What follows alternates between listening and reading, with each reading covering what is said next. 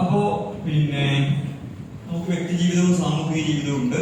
നമ്മൾ വ്യക്തിപരം എന്ന് വിചാരിക്കുന്ന കാര്യങ്ങൾക്ക് പോലും എന്തുണ്ട്? സാമൂഹികമായ സ്വഭാവം. നമ്മളിങ്ങനെ ഒരു വ്യക്തിപരമായി നല്ല മനുഷ്യരായി ജീവിച്ചു പോവുക എന്നത് യഥാർത്ഥത്തിൽ പ്രായോഗികമായ തന്നെ നടക്കുന്ന ഒരു കാര്യം അല്ല. ഒന്ന് അതിനെക്കുറിച്ച് പിന്നീട് പറയാം. രണ്ടാമത്തത്, ഒരാൾ എപ്പോഴാണ് നല്ല മനുഷ്യനാവുന്നത്? അയാൾക്ക് സാമൂഹികമായ ബാധ്യതകളുണ്ട്, അല്ലെ?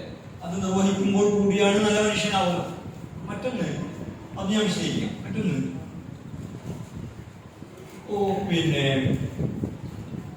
ഗുഹാവാസികൾ എന്ന് കേട്ടിട്ടുണ്ട്. ആരാ ഗുഹാവാസികൾ? ഏത് സൂറത്തിലാണ് ഗുഹാവാസികളെ കുറിച്ച് പറയുന്നത്?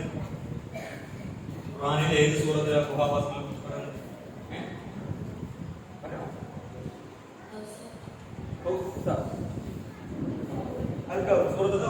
വെള്ളിയാഴ്ച ഓതുന്ന സൂറത്തുൽ കഹ്ഫിലാണ്. അവര് ആളുകൾ ബഹുദൈവ വിശ്വാസം, ഒരുപാട് ബിംബങ്ങളെയും ഒക്കെ ആരാധിക്കുന്ന ഒരു നാട്ടില് കുറച്ച് ചെറുപ്പക്കാർ എന്തായിട്ട് മാറിയതാണ്? ഏകദൈവ വിശ്വാസികൾ, ഇസ്ലാമിന്റെ ആളുകളായിട്ട് മാറിയതാണ്. അപ്പൊ നാട്ടുകാരും അവിടുത്തെ അധികാരികളൊക്കെ ഇവരെ മതത്തിൽ തിരിച്ച് മാറാൻ, അവരുടെ പഴയ മതത്തിലേക്ക് മാറാൻ വേണ്ടി പറഞ്ഞു. ഇല്ലെങ്കിൽ ഇനി മാറുന്നില്ലെങ്കിൽ നിങ്ങൾ എറിഞ്ഞു കൊല്ലുമെന്ന് പറഞ്ഞു, അല്ലെ? അതിനെ കുറിച്ച് കൂടാൻ പറഞ്ഞൊരു കാര്യമുണ്ട്. അവര് ഒരുപറ്റം ചെറുപ്പക്കാരാണ്. എന്നും ഫിത്തിയത്തും നാമനവും പിറപ്പിക്കും. അവര് ആരാണ്? ഒരുപറ്റം ചെറുപ്പക്കാരാണ്. അവർക്ക് നാം സന്മാർഗം വർദ്ധിപ്പിച്ചു. അവരുടെ ഹൃദയങ്ങൾ നമ്മൾ ഇങ്ങനെ ഉറപ്പിച്ചു. എപ്പോൾ ഇത് അവരെ എഴുന്നേറ്റ് നിൽക്കുകയും പറയുകയും,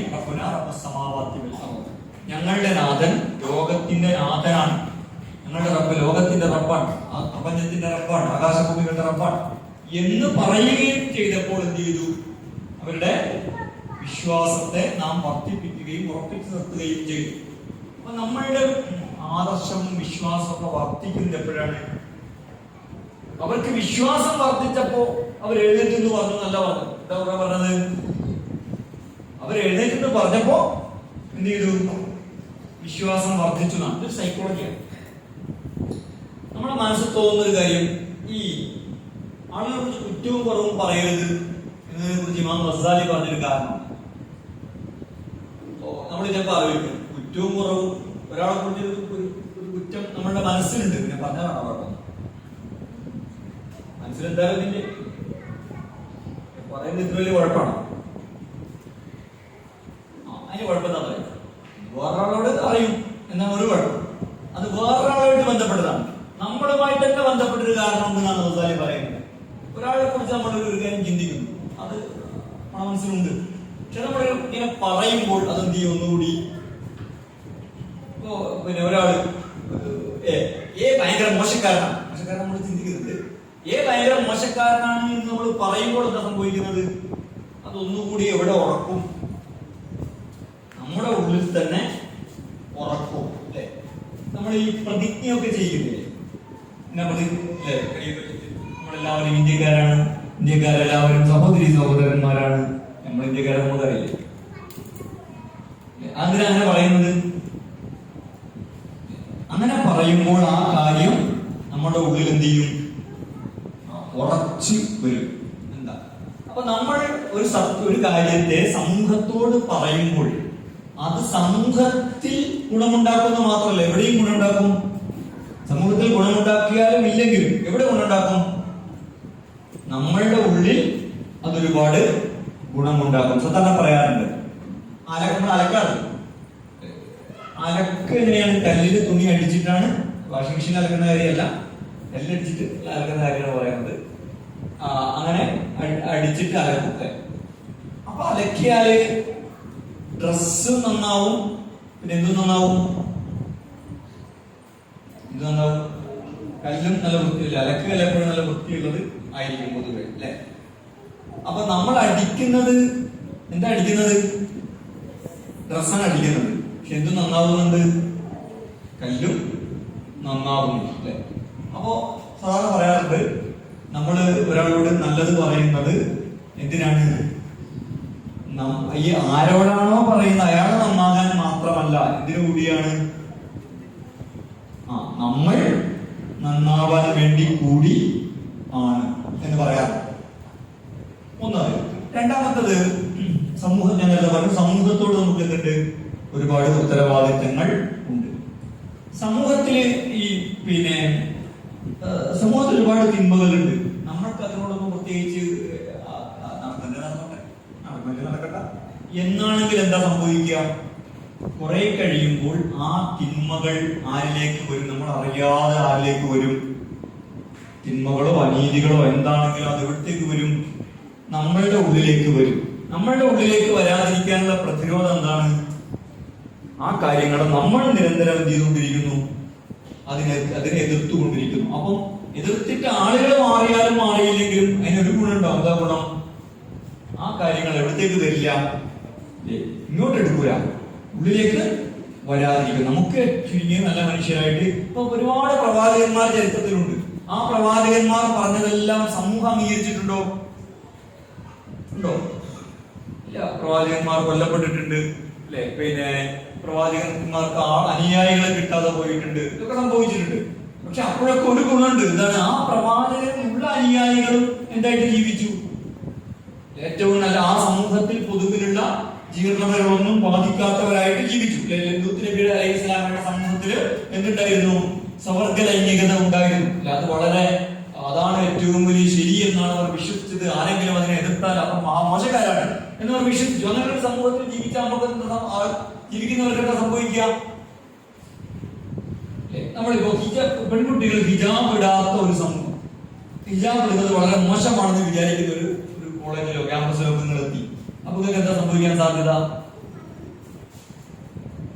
സംഭവിക്കും, ഞാനൊരു ഏതോ ഒരു മോശം കാര്യം ചെയ്യാണല്ലോ, അല്ലെ, അല്ലെങ്കിൽ ഇത് ഒരു അധക്കടാണല്ലോ എന്ന് നമുക്ക് ഇങ്ങനെ എന്ത് ചെയ്യാൻ തുടങ്ങും, തോന്നി തുടങ്ങും, അല്ലെ? ക്രമേണ നമ്മളുടെ തട്ടം എന്ത് ചെയ്യും, അങ്ങനെ അഴിഞ്ഞ് നമ്മൾ പോലും അറിയാതെ നമ്മൾ ഹിജാബ് ഇല്ലാത്ത ഒരാളായിട്ട് മാറും. പക്ഷെ നമ്മൾ ഹിജാബിനെ കുറിച്ച് നിരന്തരം സംസാരിക്കുന്ന ഒരാളാണ് എങ്കിലോ, സംസാരിച്ചിട്ട് ആരും ഹിജാബ് ഇട്ടില്ല, അല്ലെങ്കിൽ ആരും അത് അംഗീകരിച്ചില്ല. പക്ഷെ എന്നാൽ ഒരു കാര്യം സംഭവിക്കും, എന്താണത്, വേറെ ആർക്കും ഹിജാബ് ഒന്നും ഉണ്ടായിട്ടില്ല, പക്ഷെ എന്തുണ്ടാവും, നമ്മുടെ ഹിജാബ് അവിടെ ബാക്കിയുണ്ടാവും, അല്ലേ? അപ്പൊ നമുക്ക് നല്ല മനുഷ്യരായി ജീവിക്കണമെങ്കിൽ പോലും എന്ത് വേണം, നമ്മൾ ഖുർആൻ പറഞ്ഞ് ഉപയോഗിച്ച കാര്യമാണ്, നന്മ കൽപ്പിക്കുകയും തിന്മ വിരോധിക്കുകയും ചെയ്യണം എന്ന് പറയുന്നത്. ഓക്കെ, അതിന് പലപ്പോഴും സമൂഹത്തിൽ ഫലം ഉണ്ടാവുകയും ചെയ്യും, അല്ലെ? അല്ലെങ്കിൽ ഒരിക്കൽ നമ്മൾ ഒരു നല്ല കാര്യം പറയുകയോ ചെയ്തിട്ട് അപ്പൊ ഫലം ഉണ്ടായില്ലെങ്കിലും ചിലപ്പോൾ എന്ത് ചെയ്യും, വേറൊരു കാലത്ത് നമ്മൾ പറഞ്ഞതിന്റെ പേരിൽ തന്നെ വേറൊരു കാലത്ത് ഫലം ഉണ്ടാവും. ഇങ്ങനെയൊക്കെ സംഭവിക്കും. അപ്പോ ഇങ്ങനെ നല്ലത് ചെയ്യുക, അല്ലെ? ലോകത്ത് എപ്പോഴും നല്ലതും ചീത്തയും ഇരുട്ടും വെളിച്ചവും എപ്പോഴും ലോകത്തും, അത് തമ്മിലുള്ള ഒരു മത്സരമാണ്. നമ്മുടെ ഉള്ളു പോലും അങ്ങനെയാണ്, അല്ലെ? നമ്മുടെ ഉള്ളിൽ തെറ്റ് ചെയ്യണോ ശരി ചെയ്യണോ, ഇവരുടെ കഴിഞ്ഞ് പോയിട്ട് ഇരിക്കണോ ഉറങ്ങണോ, ശരിക്കും തന്നെയാണ്. പക്ഷെ വേറൊരു കാര്യമുണ്ട്, എന്താണ്, സ്ഥലത്തേക്കാൾ സുഖകരമാണ് എന്ത്, ഉറക്കം. ഈ സംഘർഷം, ഈ സംഘട്ടനം ലോകത്ത് നമ്മുടെ ഉള്ളിൽ മുതൽ ലോകത്ത് ഏത് രംഗത്തും എപ്പോഴും നടന്നുകൊണ്ടിരിക്കും. അപ്പോ ഈ നന്മയെ ശക്തിപ്പെടുത്തുക, തിന്മയെ ദുർബലപ്പെടുത്തുക, ഇത് ചെയ്യണമെങ്കിൽ എന്ത് വേണം, ഈ നന്മയും തിന്മയും ലോകത്തെപ്പോഴും ഓർഗനൈസ്ഡ് ആണ്. അതിന്റെ സ്വഭാവം അങ്ങനെയാണ്. തിന്മ എപ്പോഴും വളരെ ഓർഗനൈസ്ഡ് ആണ്. അപ്പോ ലോകത്ത് വിജയിക്കണമെങ്കിൽ ഏത് കാര്യത്തെ എന്ത് ചെയ്യണം, ഓർഗനൈസ് ചെയ്യണം, സംഘടിതമാണ്. അത് നമ്മളെ പഠിപ്പിച്ച വളരെ സുന്ദരമായ ഒരു കഥയുണ്ട്. ഒരു അച്ഛൻ അല്ലെങ്കിൽ ഒരു വാപ്പ, ആ വാപ്പക്ക് 5 ആൺമക്കളാണ്. എത്ര മക്കളാണ്? അപ്പൊ എത്ര മക്കളാ? 5 ആൺമക്കളാണ്. ഉത്തരം പറയാതെ അങ്ങനെ പണിയെടുക്കും. അപ്പോ ഈ 5 ആൺമക്കളുണ്ട്. വാപ്പ വയസ്സൊക്കായി മരിക്കാൻ പോകണം. വാപ്പ 5 ആൺമക്കളെയോടും വരാൻ പറഞ്ഞു. എന്നിട്ട് അവരോട് 5 കമ്പ് എടുത്തു വരാൻ പറഞ്ഞു. 5 കമ്പ്. ഓരോരുത്തരുടെയും കയ്യിൽ 5 കമ്പ് വെക്കാൻ പറഞ്ഞു. അത് പൊട്ടിക്കാൻ പറഞ്ഞു. എന്ത് ചെയ്തു? പൊട്ടിക്കാൻ പറഞ്ഞപ്പോൾ അത് പൊട്ടി. അതേ വലിപ്പമുള്ള അതേ ഭാരമുള്ള 5 കമ്പ് വീണ്ടും കൊണ്ടുവരാൻ പറഞ്ഞു. എന്നിട്ട് അത് കൂട്ടിക്കെട്ടാൻ പറഞ്ഞു. എന്നിട്ട് ഓരോരുത്തരുടെയും കയ്യിൽ കൊടുത്തു. പൊട്ടിക്കാൻ പറഞ്ഞു. ആർക്കും ചെയ്യാൻ പറ്റില്ല, പൊട്ടിക്കാൻ പറ്റില്ല. പാപ്പ പറഞ്ഞു, അച്ഛൻ പറഞ്ഞു, എനിക്ക് മരിക്കുമ്പോ നിങ്ങളോടുള്ള വസിയത്ത് എന്താണ്? ഇതാണ്. എന്താ പാപ്പന്റെ വസിയത്ത്? എന്താ വസിയത്ത്? ഒന്നിച്ച് ഐക്യമത്യം, മഹാബലം അല്ലെ? 5 ആള് ചേർന്നാൽ 5 ആളുടെ ശക്തിയല്ല, അതിനപ്പുറത്തുള്ള ഒരു ശക്തിയാണ് 5 ആൾ ഒരുമിച്ച് നിന്നാൽ. അപ്പൊ സംഘടിതമാവുക, ഓർഗനൈസ്ഡ് ആവുക എന്നത് ലോകത്തെ സംബന്ധിച്ചിടത്തോളം എന്താണ്? വളരെ പ്രധാനപ്പെട്ട കാര്യമാണ് അല്ലെ? നിങ്ങള് പിന്നെ ഖുറം മുറാദ് എന്ന് പറയുന്ന ആൾ കേട്ടിട്ടുണ്ടോ? ആരാണ് ഖുറം മുറാദ്? അദ്ദേഹത്തിന് 2 പുസ്തകങ്ങൾ മലയാളത്തിൽ, ഉറുദു, പാകിസ്ഥാൻകാരനായ, പാകിസ്ഥാന്റെ മാറ്റി ഇസ്ലാമിന്റെ ശിഷ്യനൊക്കെ ആയിരുന്ന എഴുത്തുകാരനാണ്. അദ്ദേഹം 3 പുസ്തകങ്ങൾ മലയാളത്തിൽ. വസിയത്ത് എന്ന പുസ്തകമുണ്ട്, പുലർകാലയാമങ്ങൾ എന്ന പുസ്തകമുണ്ട്, സംഘടനയെ കുറിച്ചുള്ള ഒരു പുസ്തകം. ഈ സംഘടനയെ കുറിച്ച് പുസ്തകത്തിൽ അദ്ദേഹം പറയുന്നു, ഞാൻ നേരത്തെ പറഞ്ഞു, ലോകത്ത് വ്യക്തിയുണ്ട് അല്ലെ? നമുക്ക് വ്യക്തിപരമായ ജീവിതമുണ്ട്, സാമൂഹികമായ അല്ലെങ്കിൽ സംഘടിതമൊക്കെയായ ജീവിതമുണ്ട്. അതിന് അദ്ദേഹം പറഞ്ഞൊരു ഉദാഹരണം, ചില കാര്യങ്ങൾ സംഘടിതമായേ നടത്താൻ കഴിയുള്ളൂ. ചില കാര്യങ്ങൾ അതതിന്റെ സ്വഭാവമാണ്. ഒരു വ്യക്തിയായ എത്ര വലിയ സമ്പന്നനാണെങ്കിലും, എത്ര പ്രതിഭാശാലിയാണെങ്കിലും, എത്ര വലിയ ശാസ്ത്രകാരനാണെങ്കിലും, എഴുത്തുകാരനാണെങ്കിലും ആ വ്യക്തിക്ക് ചെയ്യാനാണ്. അദ്ദേഹം പറഞ്ഞ ഉദാഹരണം, ഗുരുത്വാകർഷണ ഫലം കണ്ടുപിടിച്ചതാരാ? ആരാണ്? Isaac Newton. അതിന്റെ കഥ എന്താ? ഐസക് ന്യൂട്ടൻ ഇംഗ്ലണ്ടിലെ ഒരു ആപ്പിൾ തോട്ടത്തിൽ ഇരിക്കുകയായിരുന്നു. ന്യൂട്ടന്റെ തലയിൽ എന്ത് വീണു? ആപ്പിൾ വീണു. അപ്പൊ ന്യൂട്ടൻ എന്താ ആലോചിച്ചു? ആപ്പിൾ എന്തുകൊണ്ടാണ് മേലോട്ട് പോകാത്തത് അല്ലെ? എന്തുകൊണ്ടാണ് താഴോട്ട് തന്നെ വീഴുന്നത് എന്ന് ആലോചിച്ചു അല്ലെ? എന്തുകൊണ്ട് പൂച്ച പറക്കാത്തത് എന്തുകൊണ്ട് നീങ്ങിച്ചു. അങ്ങനെ ഈ ഫലം കണ്ടുപിടിച്ചു അല്ലെ? അതാർക്ക് പുറംപുറത്ത് പറയുന്നത്? അതാർക്ക് സാധിക്കും? വ്യക്തിക്ക് സാധിക്കും. പലപ്പോഴും വ്യക്തിക്കാണ് സാധിക്കും. പക്ഷെ ആ തിയറി ഉപയോഗിച്ചിട്ടാണ് മനുഷ്യൻ ചന്ദ്രനിലേക്ക്, ആദ്യം ശൂന്യാകാശത്തേക്കും പിന്നെ ചന്ദ്രനിലേക്കും ആളയച്ചത്. പക്ഷെ ഇത് ന്യൂട്ടൻ വിചാരിച്ചാൽ സാധിക്കുമോ? ചന്ദ്രനിലേക്കോ ശൂന്യാകാശത്തേക്കോ ആളയക്കാൻ സർ ഐസക് ന്യൂട്ടൻ വിചാരിച്ചാൽ സാധിക്കുമോ? ന്യൂട്ടന്റെ അച്ഛനും അമ്മയും അല്ലെങ്കിൽ ന്യൂട്ടന്റെ ഭാര്യയും മക്കളൊക്കെ കൂടിയിട്ട് നമ്മൾ അങ്ങനെ ചെയ്യാൻ തീരുമാനിച്ചാൽ നടക്കുമോ? ഇല്ല. അതാർക്കാ പറ്റുക? ശൂന്യാകാശത്തേക്ക് ആളയച്ചത് സോവിയറ്റ് റഷ്യയാണ്. ചന്ദ്രനിലേക്ക് ആളയച്ചത് ആരാണ്? United States of America, USA. America എന്ന് പറഞ്ഞ രാജ്യമാണ്. അല്ലെങ്കിൽ വലിയ കമ്പനികൾ അല്ലെ? ഇവർക്കൊക്കെയാണ് പറ്റുക. കാരണം അതിന് ഒരാളുടെ ബുദ്ധി, പ്രതിഭ പോരാ. എന്ത് വേണം? അതിന് വേറെ ഒരുപാട് കാര്യങ്ങൾ വേണം. അതൊരു ഒരു ഒരു സ്ഥാപനത്തിന്, ഒരു ഓർഗനൈസ്ഡ് ആയ കാര്യത്തിന് മാത്രമേ എന്ത് ചെയ്യാൻ പറ്റുള്ളൂ? ചെയ്യാൻ പറ്റുള്ളൂ. തിന്മയും അങ്ങനെ തന്നെയാണ്. അതുകൊണ്ടാണ് ഖുർആൻ എപ്പോഴും പിശാച് എന്ന് മാത്രമല്ല ഖുർആൻ പറയാറ്. ഖുർആൻ എന്താ പറയാ? പിശാചും പിശാചിന്റെ മിത്രങ്ങളും, പിശാചിന്റെ സംഘം. ലോകത്ത് പിശാച് പ്രവർത്തിക്കുന്നത് ഒറ്റക്കല്ല. എന്തായിട്ടാണ് പ്രവർത്തിക്കുന്നത്? വളരെ സംഘടിതമായിട്ടാണ് പിശാച് പ്രവർത്തിക്കുന്നത്. അതിനെക്കുറിച്ച് ഹദീസിൽ നബി പറഞ്ഞൊരു സംഭവമുണ്ട്. പിശാച് എടുക്കുന്നത് യോഗം മീറ്റിംഗ്. ആര് വിളിക്കും? പിശാച്. ആരെ മീറ്റിംഗ് ആണ്? ആരെ മീറ്റിംഗ്? പിശാച് വിളിക്കുക.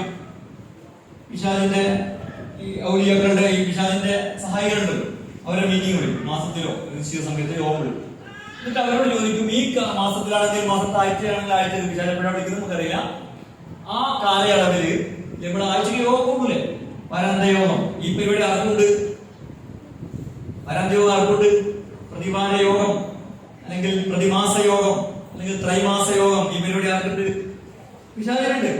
പിശാചിനെ മുമ്പ് ആൾക്കാരെയൊക്കെ യോഗം വിളിച്ചിട്ട് ചോദിക്കും, ഈ കാലയളവിൽ നിങ്ങളെ ഏൽപ്പിച്ച പണികൾ എന്തൊക്കെ പണി ഞങ്ങൾ ചെയ്തു ചോദിക്കും. അപ്പൊ ഒരാൾ പറയും, ഞാൻ മര്യാദക്ക് പള്ളിയിലൊക്കെ പോയി ജീവിക്കായിരുന്നു, അതിനെ കഴിവ് പിടിച്ചു തോന്നും. ചിലർ വേറൊരാള് പറയും, ഞാനൊരാളെ കൊണ്ട് പിന്നെ വേറെ ഒരു കളവ് പറയിച്ചു, അല്ലെങ്കിൽ കൊലപാതകം നടത്തിച്ചു, അങ്ങനെ വല്ലതും പറയും. അതൊക്കെയില്ല എന്ന് പറയും. കൺഗ്രാജുലേഷൻസ് അല്ലേ? ഒരാൾ പറയും, ഞാൻ മര്യാദക്ക് നടന്ന ഒരു ഭാര്യനെയും ഭർത്താവിനെയും തമ്മിച്ചു. ഇതാണ് പണി. ഇതാ പണിയാണ് എന്ത് ചെയ്യേണ്ടത്, എടുക്കേണ്ടത് അല്ലെ? അപ്പോ എന്ന് പറഞ്ഞാൽ അതിന്റെ അർത്ഥം എന്താണ്? പിശാച് പ്രവർത്തിക്കുന്നത് ഒറ്റക്കല്ല, എന്നുവെച്ചാൽ എങ്ങനെയാണ്? വളരെ ഓർഗനൈസ്ഡ് ആയിട്ടാണ് പ്രവർത്തിക്കുന്നത്. ഇനി ഈ ലോകത്ത് നിങ്ങൾ ആലോചിച്ച് നോക്കിയേ, നമ്മളിപ്പോ ഏറ്റവും കൂടുതൽ സംസാരിച്ചുകൊണ്ടിരിക്കുന്നത് ഇസ്രായേലിനെ കുറിച്ചാണ് അല്ലെ? ഇസ്രായേൽ ഇത്ര ഫലസ്തീനികളെ കൊല്ലുന്നു, അങ്ങനെ ഒരുപാട് കാര്യങ്ങൾ നമ്മൾ സംസാരിക്കുന്നു. അത് രാജ്യമാണ്. പക്ഷെ ഈ രാജ്യം എങ്ങനെ ഉണ്ടായത്? ജൂതന്മാരുടേതൊന്നും അല്ലാത്ത മുസ്ലിങ്ങളും ക്രിസ്ത്യാനികളുമായ അറബികൾ താമസിച്ചിരുന്ന ഒരു രാജ്യത്ത് അവര് വന്ന് പിടിച്ചെടുത്ത് താമസിച്ചതാണ്. അതെങ്ങനെയാ അവർക്ക് സാധിച്ചത്? തെറ്റായ കാര്യമാണ്. പക്ഷെ തെറ്റായ കാര്യം എങ്ങനെ സാധിച്ചു? അവര് സയനിസം അല്ലെങ്കിൽ സയനിസം എന്ന് പറയുന്ന ഒരു ആശയവും അതിനൊരു സംഘടനയും ഉണ്ടാക്കിയിട്ട് ദീർഘകാലം പ്രവർത്തിച്ചിട്ടാണ് എന്ത് ചെയ്തത്? ഇസ്രായേൽ രാഷ്ട്രത്തിന്റെ ചരിത്രം പഠിച്ചു. ഒരു സംഘടന ഉണ്ടാക്കും, ഒരു ആശയം ഉണ്ടാവുന്നു, ആശയത്തിന്റെ ഒരു സംഘടന ഉണ്ടാവുന്നു, ആ സംഘടന വളരെ വ്യവസ്ഥാപിതമായി പ്രവർത്തിക്കുന്നു. അങ്ങനെയാണ് എന്തുണ്ടായത്? ഇസ്രായേൽ രാജ്യം ഉണ്ടായത് അല്ലെ? നമ്മൾ ഈ പിന്നെ ഏറ്റവും കൂടുതൽ ചർച്ച ചെയ്യാറുള്ള കാര്യമാണ് ഇന്ത്യയിലെ ഫാഷിസം അല്ലെ? മുസ്ലിങ്ങൾ അങ്ങനെയാക്കുന്നു, ഇങ്ങനെയാക്കുന്നു, ഓരോത്തില്ലാതാക്കുന്നു. അതെങ്ങനെ ഉണ്ടായത്? RSS എന്ന് പറയുന്ന ഒരു സംഘടന 1925 ഉണ്ടായി. അവര് ഒരുപാട് കാലം വരെ അവര് യൂണിറ്റ്, അവരുടെ യൂണിറ്റ്, RSS യൂണിറ്റ് എന്താ പറയാ രാഷ്ട്രീയ സംഘടനയാണ്. അവര് RSSന്റെ യൂണിറ്റ് ഉണ്ട്, പ്രാദേശിക ഘടകം. അതിനെന്താ പറയാ? RSSന്റെ യൂണിറ്റിന് എന്താ പറയാ? ശാഖ അല്ലെ? ശാഖ നേടില്ലേ? അങ്ങനെ ശാഖയായി അതിന് മേലോട്ട് ഏരിയ കമ്മിറ്റികളും ജില്ലാ കമ്മിറ്റികളും സ്റ്റേറ്റ് കമ്മിറ്റിയും അഖിലേന്ത്യാ കമ്മിറ്റിയും വേറെ ഒരുപാട് സംവിധാന പോഷക സംഘടനകളും അങ്ങനെ ഒരു നൂറ്റാണ്ട് കാലം പ്രവർത്തിച്ചിട്ടാണ് അവർ എന്ത് ചെയ്തത്? ഇന്ത്യയിൽ അവർക്ക് അധികാരം ലഭിക്കുന്നത് അല്ലെ? അപ്പം ലോകത്ത് തിന്മ വളരെ ഓർഗനൈസ്ഡാണ്, വളരെ സംഘടിതമായ വളരെ സംഘടിതമായ ഒരു കാര്യമാണ്. നന്മയും ലോകത്ത് നിലനിൽക്കണമെങ്കിൽ എന്ത് ചെയ്യണം? അത് സംഘടിതമായി പ്രവർത്തിക്കണം. ഒരാൾ ഒറ്റക്ക് നല്ല മനുഷ്യനായി ജീവിച്ചു പോവുക എന്നതല്ല. ലോകത്ത് നമ്മൾ പറയുന്ന ഭരണകൂടം, രാഷ്ട്രം, നമ്മൾ എന്ത് പഠിക്കണമെന്നാണ് തീരുമാനിക്കുന്നത്? നമ്മളെടുത്ത് ഇവിടെ നമ്മളെ ഉത്സാഹ സാഹിബിയുടെ ക്ലാസ്സിലൊക്കെ പറഞ്ഞില്ല, ജെൻഡർ ന്യൂട്രാലിറ്റി. അങ്ങനെ സ്കൂളുകളിലെ ഈ പെൺകുട്ടികൾക്ക് ഈ ആൺകുട്ടികളുടെ യൂണിഫോം ആണ് എന്ന് ആര് തീരുമാനിച്ചതാണ്? ഒരു ഭരണകൂടത്തിന്റെ ഒരു പോളിസിയാണ്. ഭരണകൂടം തീരുമാനിക്കുന്ന, ഭരണകൂടത്തെ ആരാണ് തീരുമാനിക്കുന്നത്? അല്ലെങ്കിൽ ഭരണകൂടത്തിന് ഉണ്ടാവുന്നത് രാഷ്ട്രീയ പാർട്ടികൾ ഉണ്ടായി, ആ രാഷ്ട്രീയ പാർട്ടികൾ പ്രവർത്തിച്ച് ജനങ്ങളെ സ്വാധീനം നേടിയെടുത്ത് അങ്ങനെയാണ് ഉണ്ടാവുന്നത്. അതിന്റെ പോളിസികളാണ് ഭരണകൂടത്തിന്റെ പോളിസി എന്ത് ചെയ്യുന്നത്? നടപ്പിലാക്കുന്നത്. അപ്പൊ നന്മയും തിന്മയും ലോകത്ത് എന്താണ്? അതിങ്ങനെ ഒരു മനുഷ്യൻ ഒറ്റക്ക് നല്ല മനുഷ്യനായിട്ട് ജീവിക്കുക എന്നതല്ല. നിങ്ങൾ ആലോചിച്ചിട്ട് ഏത് പ്രവാചകന്മാരും വന്നിട്ട് ആളുകളോട് നിങ്ങൾ പിന്നെ വിശ്വസിച്ച് നല്ല മനുഷ്യരായിട്ട് അവിടെ ജീവിച്ചു, ഒരു സഹാബി അവിടെ നല്ല മനുഷ്യനായിട്ട് ജീവിക്കുന്നു, ഇവിടെ വേറെ സഹാബി വേറെ ഒരു സ്ഥലത്ത് നല്ല മനുഷ്യനായിട്ട് ജീവിക്കുന്നു, അവിടെ വേറൊരു സഹാബി വേറൊരു സ്ഥലത്ത് നല്ല മനുഷ്യൻ, ഇങ്ങനെയാണോ? അല്ല, അവരൊരു സംഘടന, ഒരു സംഘടിത രൂപമാണ്. ഇത്ര കുറച്ച് ആളുകൾ ഉണ്ടായിരിക്കുമ്പോഴും മക്കയിൽ സഹാബികൾ ആരാണ്? മക്കയിൽ സഹാബികൾ എന്നല്ല, ഏത് കാലത്തും എല്ലാ പ്രവാചകന്മാരുടെ അനുയായികളുമാരാണ്. ആ പ്രവാചകന്റെ നേതൃത്വത്തിൽ സംഘടിതമായിട്ട് പ്രവർത്തിക്കുന്ന ആളുകളാണ്. ഓക്കെ, അപ്പൊ ലോകത്തെ തിന്മ വളരെ ഓർഗനൈസ്ഡ് ആണ്. നന്മയും നിലനിൽക്കണമെങ്കിൽ എന്ത് ചെയ്യണം? നല്ല മനുഷ്യർ ലോകത്ത് ഒരുപാടുണ്ട്, നല്ലതുണ്ടാവണമെന്ന് വിചാരിക്കുന്നവർ ലോകത്ത് ഒരുപാടുണ്ട്. പക്ഷെ എന്നിട്ടും നന്മ വിജയിക്കാത്തത് എന്തുകൊണ്ടാണ്? അല്ലെങ്കിൽ വേണ്ടത്ര വിജയിക്കാത്തത് എന്തുകൊണ്ടാണ്? തിന്മ വളരെ സംഘടിതമാണ്. ആ അളവിൽ സംഘടിതമാകാൻ ആർക്ക് കഴിയാത്തത് കൊണ്ടാണ്? നന്മക്ക് കഴിയാത്തത് കൊണ്ടാണ് നന്മ വിജയിക്കാതെ പോകുന്നത് അല്ലെ? അപ്പോ നമ്മൾ സ്വയം നല്ല മനുഷ്യരാവുക എന്നത് മാത്രമല്ല നമ്മളുടെ ലക്ഷ്യം, മറിച്ച് എന്തുകൂടിയാണ്? ഇസ്ലാം പഠിപ്പിക്കുന്ന വളരെ പ്രധാനപ്പെട്ട ഒരു പാഠമാണ്. നമ്മൾ സ്വയം നല്ല മനുഷ്യരായാൽ മാത്രം പോരാ, ലോകത്ത് നന്മ ഉണ്ടാക്കുക എന്നതും ആരുടെ പണിയാണ്? രണ്ട് പണിയാണ് നമുക്കുള്ളത്. ഒന്ന്, എന്താവണം? സ്വയം നല്ല മനുഷ്യനാകണം. രണ്ട്, എന്നിട്ട് നമ്മൾ എന്ത് ചെയ്യണം? ലോകത്ത് നന്മ സ്ഥാപിക്കാനും തിന്മ ഇല്ലാതാക്കാനും എന്ത് ചെയ്യണം? പണിയെടുത്തുകൊണ്ടിരിക്കുകയും ചെയ്യണം. അപ്പൊ ചോദ്യമുണ്ട്, നമ്മൾ നല്ല മനുഷ്യനായി കഴിഞ്ഞിട്ടല്ലേ ലോകത്ത് നന്മ ഉണ്ടാക്കുക, അല്ലേ? പക്ഷെ അതിന്റെ കുഴപ്പം, ആ പറയുന്നതിന്റെ കുഴപ്പം എന്താണ്? ഈ നല്ല മനുഷ്യനായി തീരുക എന്നൊരു സംഗതിയുള്ളൂ. അതൊരിക്കലും തീരൂല. നമ്മള് മനുഷ്യൻ തെറ്റൊക്കെ ചെയ്യും, അല്ലെ? എന്ന് വെച്ചിട്ട് നമ്മൾ നല്ലത് പറയുകയും പ്രചരിപ്പിക്കുകയും ഒക്കെ ചെയ്തുകൊണ്ടിരിക്കുന്നു. അപ്പൊ സ്വാഭാവികമായിട്ടും നമ്മൾ കുറച്ചുകൂടി നല്ല മനുഷ്യന്മാരാവും, ഞാൻ നേരത്തെ പറഞ്ഞ പോലെ. അല്ലാതെ നല്ലതായിട്ട് സമ്പൂർണ്ണമായിട്ടായിട്ട് എന്താവുക, നല്ല ലോകത്ത് നന്മ ഉണ്ടാക്കുക എന്ന് പറയുന്നത് പ്രായോഗികമായ കാര്യമല്ല. ഇനിയുള്ള വേറൊരു കാര്യമുണ്ട്. നമ്മളുടെ ഏറ്റവും വലിയ ആഗ്രഹം എന്താ? മരിച്ചിട്ട് എന്ത് ചെയ്യണം? ലോകം എന്തോ ആവട്ടെ, നമുക്ക് മരിച്ചിട്ട് എന്ത് കിട്ടണം? സ്വർഗം കിട്ടണം. നമ്മുടെ അമലുകൾ തൂക്കി നോക്കും, അതിൽ നന്മ അധികം ഉണ്ടെങ്കിൽ നമുക്ക് സ്വർഗം കിട്ടും, അല്ലെ? തിന്മയാണ് അധികമെങ്കിൽ അല്ലേ? തർക്കില്ലല്ലോ. നമ്മളൊക്കെ ജീവിക്കുന്നത് എന്തിനാണ്? സ്വർഗം കിട്ടാൻ. ഓക്കെ. അപ്പൊ അള്ളാഹ് പറയുന്നൊരു കാര്യം, നിങ്ങളുടെ കർമ്മങ്ങൾ മാത്രമല്ല, നമ്മുടെ കർമ്മം മാത്രമല്ല. അപ്പൊ നേരത്തെ ഞാൻ പറഞ്ഞിട്ടുണ്ട്, ലോകത്ത് കാര്യങ്ങൾ, ഒരു കാര്യം തകർന്നു പോകാതിരിക്കാൻ, കെട്ടുറപ്പോടെ നിൽക്കാനുള്ള വഴി എന്താണ്? അതിനെ എല്ലാം ഒരുമിച്ച് നിൽക്കുക, അല്ലെ? അല്ലെങ്കിൽ പരമാവധി ഒരുമിപ്പിക്കാവുന്നവരെ ഒരാൾ ഒറ്റക്ക് നിൽക്കുന്നതിന് പകരം 5 ആളെ കിട്ടുമെങ്കിൽ 5 ആളെ കൂട്ടിയിട്ട് നിൽക്കുക, അല്ലെ? പള്ളിക്കൽ ബസ് ഇവിടെ സലാമത്ത് നഗറിൽ ആളുണ്ടാവുന്നു എന്നതിന് പകരം, മാത്രം ആളുണ്ടാകുന്നതിന് പകരം സലാമത്ത് നഗറിലും കോഴിക്കോടും, അല്ലെ, പാലക്കാടും തൃശ്ശൂരിലും എല്ലാം ഒരു കാര്യത്തിന് ആളുകൾ ഉണ്ടാക്കിയെടുക്കുക, അവർ ഒന്നിച്ച് നിൽക്കുക, അല്ലെ? അപ്പൊ എന്തുണ്ടാവും? വളരെ വലിയ ശക്തി ഉണ്ടാവും. അപ്പോ നമ്മളുടെ ഏറ്റവും വലിയ ആവശ്യം എന്താണ്?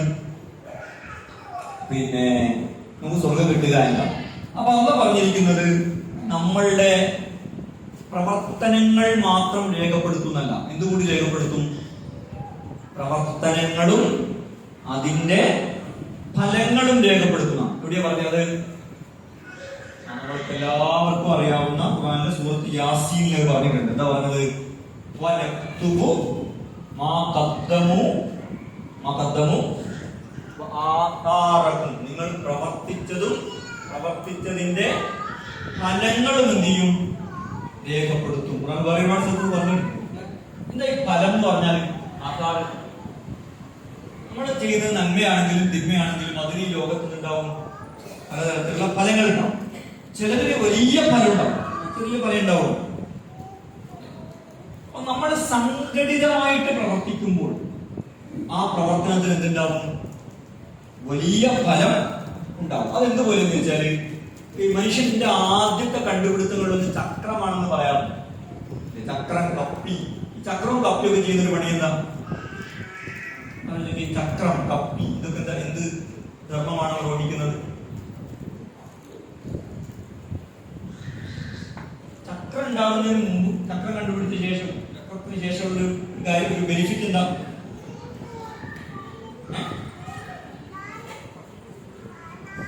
ചക്രം എന്താ ചെയ്യുന്നത്? കുറെ കൂടി എളുപ്പത്തിൽ എന്ത് ചെയ്യാൻ പറ്റും? ഒരു കാര്യത്തെ മൂവ് ചെയ്യിക്കാൻ പറ്റും, അല്ലെ? അപ്പൊ സ്വാഭാവികമായിട്ടും കുറെ കൂടി സ്പീഡിൽ എന്ത് ചെയ്യും? കാര്യങ്ങൾ മൂവ് ചെയ്യും. കുറച്ച് എഫേർട്ട് കൊണ്ട് തന്നെ കൂടുതൽ ഫലം, റിസൾട്ട് ഉണ്ടാവും. ഓക്കെ അല്ലേ? ചക്രം ഉണ്ടായാലുള്ള ഗുണം എന്താണ്? കുറച്ച് നമ്മള് കുറച്ചൊന്ന് തള്ളിയാൽ തന്നെ കുറെ അധികം ദൂരം എന്ത് ചെയ്യും? പോകും. ഇതാണ് എല്ലാ സംഘടിത സംവിധാനത്തിന്റെയും ഗുണം. നമ്മൾ ഓരോരുത്തരും കുറച്ച് അധ്വാനിക്കുന്നു, പക്ഷെ അതെന്ത് ചെയ്യും? വലിയ ഒരു ഫലം അതുകൊണ്ട് ഉണ്ടായിത്തീരുന്നു.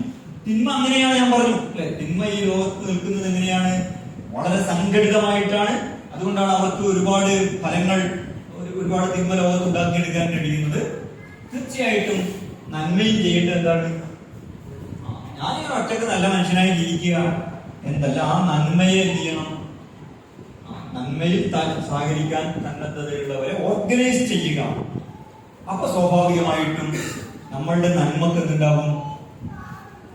നമ്മളുടെ ചെറിയ ചെറിയ നന്മകൾക്ക് തന്നെ വലിയ വലിയ ഫലങ്ങൾ ഉണ്ടായിത്തീരും. അല്ലെ?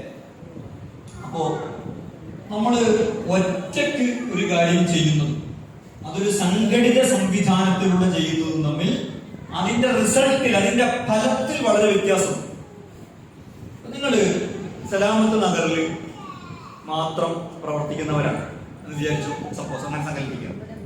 നിങ്ങളുടെ സംവിധാനങ്ങളെല്ലാം സലാമത്ത് നഗറിൽ ഈ സ്ഥലത്ത് ദേവതയാൽ ഈ പ്രദേശത്ത് മാത്രം ഉള്ളതാണ്. നിങ്ങൾ ഇവിടെ പള്ളി ഉണ്ടാക്കുന്നു, മല ഉണ്ടാക്കുന്നു, മദ്രസ ഉണ്ടാക്കുന്നു, നിങ്ങൾ ഇവിടെ അതിനുവേണ്ടി പൈസ ഉണ്ടാക്കുന്നു, ഇവിടെ പ്രവർത്തിക്കുന്നു, എല്ലാം ഇവിടെ ഇതാണ് നിങ്ങളുടെ ലോകം. ശരിയാണ്, അതിന്റെ ഫലമൊക്കെ ഉണ്ട്. പക്ഷെ നിങ്ങള് സലാമത്ത് നഗറിലും അപ്പുറത്ത് ദേവതയാലും ഇനി കൊണ്ടോട്ടിയിലും അപ്പുറം യൂണിവേഴ്സിറ്റിയിലും ഇനി നേരത്തെ പറഞ്ഞ പാലക്കാടും തൃശ്ശൂരും കേരളത്തിന്റെ പല ഭാഗത്തും ഇന്ത്യയുടെ പല ഭാഗത്തും ഒക്കെ ഉള്ള ഒരു സംവിധാനത്തിന്റെ ഭാഗമാണെന്ന് ആലോചിച്ച് നോക്കി.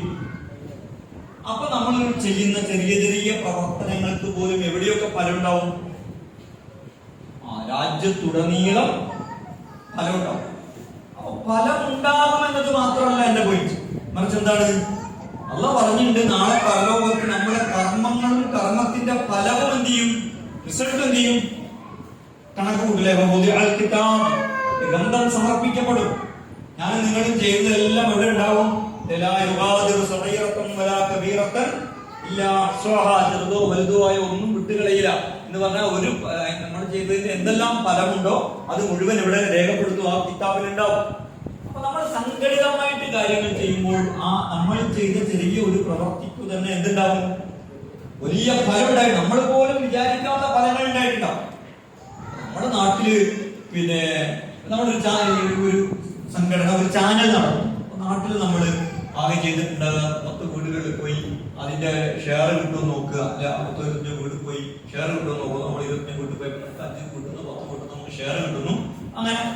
പക്ഷെ അങ്ങനെ നമ്മൾ 10 വീട്ടിലേ പോയിട്ടുള്ളൂ. പക്ഷെ എന്താ ഉണ്ടായ സാധനം? എന്താ? ഒരു ചാനലാണ്, അല്ലെ ഒരു പത്രമാണ്, അല്ലെ ഒരു വലിയ വിദ്യാഭ്യാസ സ്ഥാപനമാണ്, അല്ലെ വലിയ എന്തോ ഒരു കാര്യമാണ്, അല്ലെ? പക്ഷെ അതെങ്ങനെയാ ഉണ്ടായത്? നിങ്ങൾ 10 വീട്ടിൽ പോയി, കൊണ്ടോട്ടിയിലെ കുറെ ആളുകൾ വേറെ 20 വീട്ടിൽ പോയി, പാലക്കാട്ടെ വേറെ കുറച്ച് സ്ഥലത്തുള്ള ആളുകൾ വേറെ 20 വീടുകളിൽ പോയി, ഇന്ത്യയുടെ പല ഭാഗത്തുള്ളവർ അങ്ങനെ പല സ്ഥലത്ത് പോയപ്പോൾ, ഇല്ല കേരളത്തിന്റെ പല ഭാഗത്തുള്ളവർ പല സ്ഥലത്ത് പോയിട്ട് അങ്ങനെ സംഘടിപ്പിച്ചപ്പോൾ എന്തുണ്ടായി? ഈ നമ്മൾ പിന്നെ സലാമത്ത് നഗറിലുള്ളവർ വിചാരിച്ചാൽ ഒരു ചാനൽ ഉണ്ടാക്കാൻ പറ്റുമോ? കൊണ്ടോട്ടിയുള്ളവർ വിചാരിച്ചാൽ നടക്കുമോ? പാലക്കാട്ടോ തൃശ്ശൂരോ തിരുവനന്തപുരത്തോ കാസർഗോഡോ ഉള്ളവർ വിചാരിച്ചാൽ നടക്കുമോ? ഇല്ല. പക്ഷെ നമ്മളെല്ലാവരും ചേർന്ന് കുറച്ച് പണിയെടുത്തപ്പോൾ എന്തുണ്ടാവുന്നു? അല്ലെ? ന്യായവും നീതിയും മുസ്ലിങ്ങളുടെ താല്പര്യവും ഒക്കെ സംരക്ഷിക്കാൻ ഒരു ചാനൽ ഉണ്ടാവുന്നു, ഒരു പത്രം ഉണ്ടാവുന്നു, അങ്ങനെ പലതും ഉണ്ടാവും. അപ്പോ നമ്മൾ മരിച്ച് നാളെ ചെന്നാൽ നമ്മളുടെ കർമ്മത്തിന്റെ ഫലം എന്താണ്? ഇങ്ങനെ വലിയ വലിയ പല കാര്യങ്ങളും നമ്മളുടെ കർമ്മ പുസ്തകത്തിൽ നമ്മളുടെ പ്രവർത്തനത്തിന്റെ ഫലമായിട്ട് എന്തുണ്ടാവും? ഉണ്ടായിട്ടുണ്ടാകും. അതൊക്കെ നിലനിൽക്കുന്ന കാലത്തോളം എന്തുണ്ടാവും? നമുക്കതിന്റെ പ്രതിഫലം ലഭിച്ചുകൊണ്ടിരിക്കും. ഇത് എങ്ങനെ മാത്രം ലഭിക്കുന്ന കാര്യമാണ്? സംഘടിതമായി പ്രവർത്തിക്കുമ്പോൾ മാത്രം ലഭിക്കുന്ന ഒരു കാര്യമാണ്. അല്ലെങ്കിൽ എന്താ സംഭവിക്കുക? നിങ്ങളൊന്ന് സ്വയം നല്ല മനുഷ്യനായിട്ട് ജീവിച്ചു പോകുന്നു, നിങ്ങളുടെ മാത്രം കാര്യമാണ്. നല്ല മനുഷ്യനാണോ അല്ലേന്നോ അല്ലെ? രണ്ട്, നിങ്ങൾ നിങ്ങളുടെ പ്രദേശത്ത് മാത്രം നല്ല മനുഷ്യരായിട്ട് ജീവിക്കുന്നു സംഘടിതമായി തന്നെ. അതിന്റെ ഫലം എവിടെ മാത്രമാണ്? നിങ്ങൾ സലാമത്ത് നഗറിൽ വളരെ സംഘടിതരായി നല്ല മനുഷ്യരായി ജീവിച്ച് മരിച്ചു പോകുന്നതിന്റെ ഫലം എവിടെ മാത്രമാണ്? സലാമത്ത് നഗറിൽ മാത്രമാണ്. പക്ഷെ അങ്ങനെ അല്ലാതെ ഒരു സംസ്ഥാനത്തോ ഒരു രാജ്യത്തോ ഒക്കെ സംഘടിതമായി പ്രവർത്തിക്കുമ്പോൾ അതിന്റെ പണിയെടുക്കുന്നത് സലാമത്ത് നഗറിലായിരിക്കാം. പക്ഷെ ഫലം എവിടെയാണ്? രാജ്യത്ത്, പലപ്പോഴും ലോകത്ത് മുഴുവനുമാണ്. വേറെ കാര്യം എന്താണെന്ന് വെച്ചാൽ നമ്മൾ നല്ല മനുഷ്യരായി ജീവിക്കുന്നു, നമ്മൾ പല നല്ല കാര്യങ്ങൾ ചെയ്യുന്നു. നമ്മളുടെ കാലശേഷം ഇതൊക്കെ ആര് നടത്തും? ഈ നന്മകളൊക്കെ ഇവിടെ ഉണ്ടാകും എന്ന് എന്താ പറയുക? നമ്മുടെ മക്കളൊക്കെ നല്ല മനുഷ്യരായിരിക്കും, അവരൊക്കെ നടത്തിക്കോളും ആയിരിക്കും. നന്നാവുകയും നന്നാകാതിരിക്കുകയും ഒരു ചെയ്യുന്നവരാവുകയും ചെയ്യാത്തവരാവുകയും ഒക്കെ ചെയ്യാം, അല്ലെ? നമ്മളുടെ കാലശേഷവും ലോകത്ത് ഈ നന്മകളൊക്കെ നിലനിൽക്കും എന്ന് എന്താ ഗ്യാരണ്ടി? അതിന്റെ ഗ്യാരണ്ടി ഇങ്ങനെ സംഘടിതമായുള്ള സംഘടനകൾ എന്നതാണെന്ത്? അതിന്റെ ഗ്യാരണ്ടി. ആ സംഘടന നമ്മൾ മരിച്ച ശേഷം എന്തുണ്ട്? നമ്മുടെ മുമ്പും സംഘടനയുണ്ട്, നമ്മൾ മരിച്ച ശേഷം എന്തുണ്ടാവും? സംഘടന ഉണ്ടാവും. നമ്മളെന്താ ചെയ്തത്? ആ സംഘടനയിൽ നമ്മളെ കൊണ്ടാവുന്ന കോൺട്രിബ്യൂഷൻസ്, സംഭാവനകൾ ചെയ്യുന്നു. അപ്പൊ ആ നമ്മളുടെ കൂടി പ്രവർത്തനത്തിന്റെ ഫലമായി ശക്തിപ്പെട്ട ഒന്ന് ഈ ലോകത്ത് പ്രവർത്തിക്കുമ്പോൾ ആ പ്രവർത്തിക്കുന്ന കാലത്തോളം അതിന്റെ ഒരു പങ്ക് പ്രതിഫലമായിട്ട് കിട്ടും. നമുക്ക് നമ്മുടെ ഖബറിലും നാളെ എല്ലാം കഴിഞ്ഞ് നമ്മുടെ നന്മതിന്മകൾ വിചാരണ ചെയ്യുമ്പോൾ അതിലും ലഭിക്കും എന്നുള്ളതാണ് സംഘടിത പ്രവർത്തനത്തിന്റെ ഫലം എന്ന് പറയുന്നത്. ഞാൻ തുടക്കത്തിൽ കഥ പറഞ്ഞു, നമ്മളെ വീട്ടുവളപ്പിലെ കഥ. അപ്പോ ഇതൊന്നും എന്നെ ബാധിക്കും, ലോകത്ത് നടക്കുന്ന ഏത് കാര്യവും എന്നെ ബാധിക്കുന്ന കാര്യമല്ല എന്ന് വിചാരിക്കുന്നത് മഹാവിഡ്ഢിത്താണ്. മറിച്ച് എന്താണ്, ഏത് കാര്യവും നമ്മളെ എല്ലാം ബാധിക്കുന്ന കാര്യമാണ്.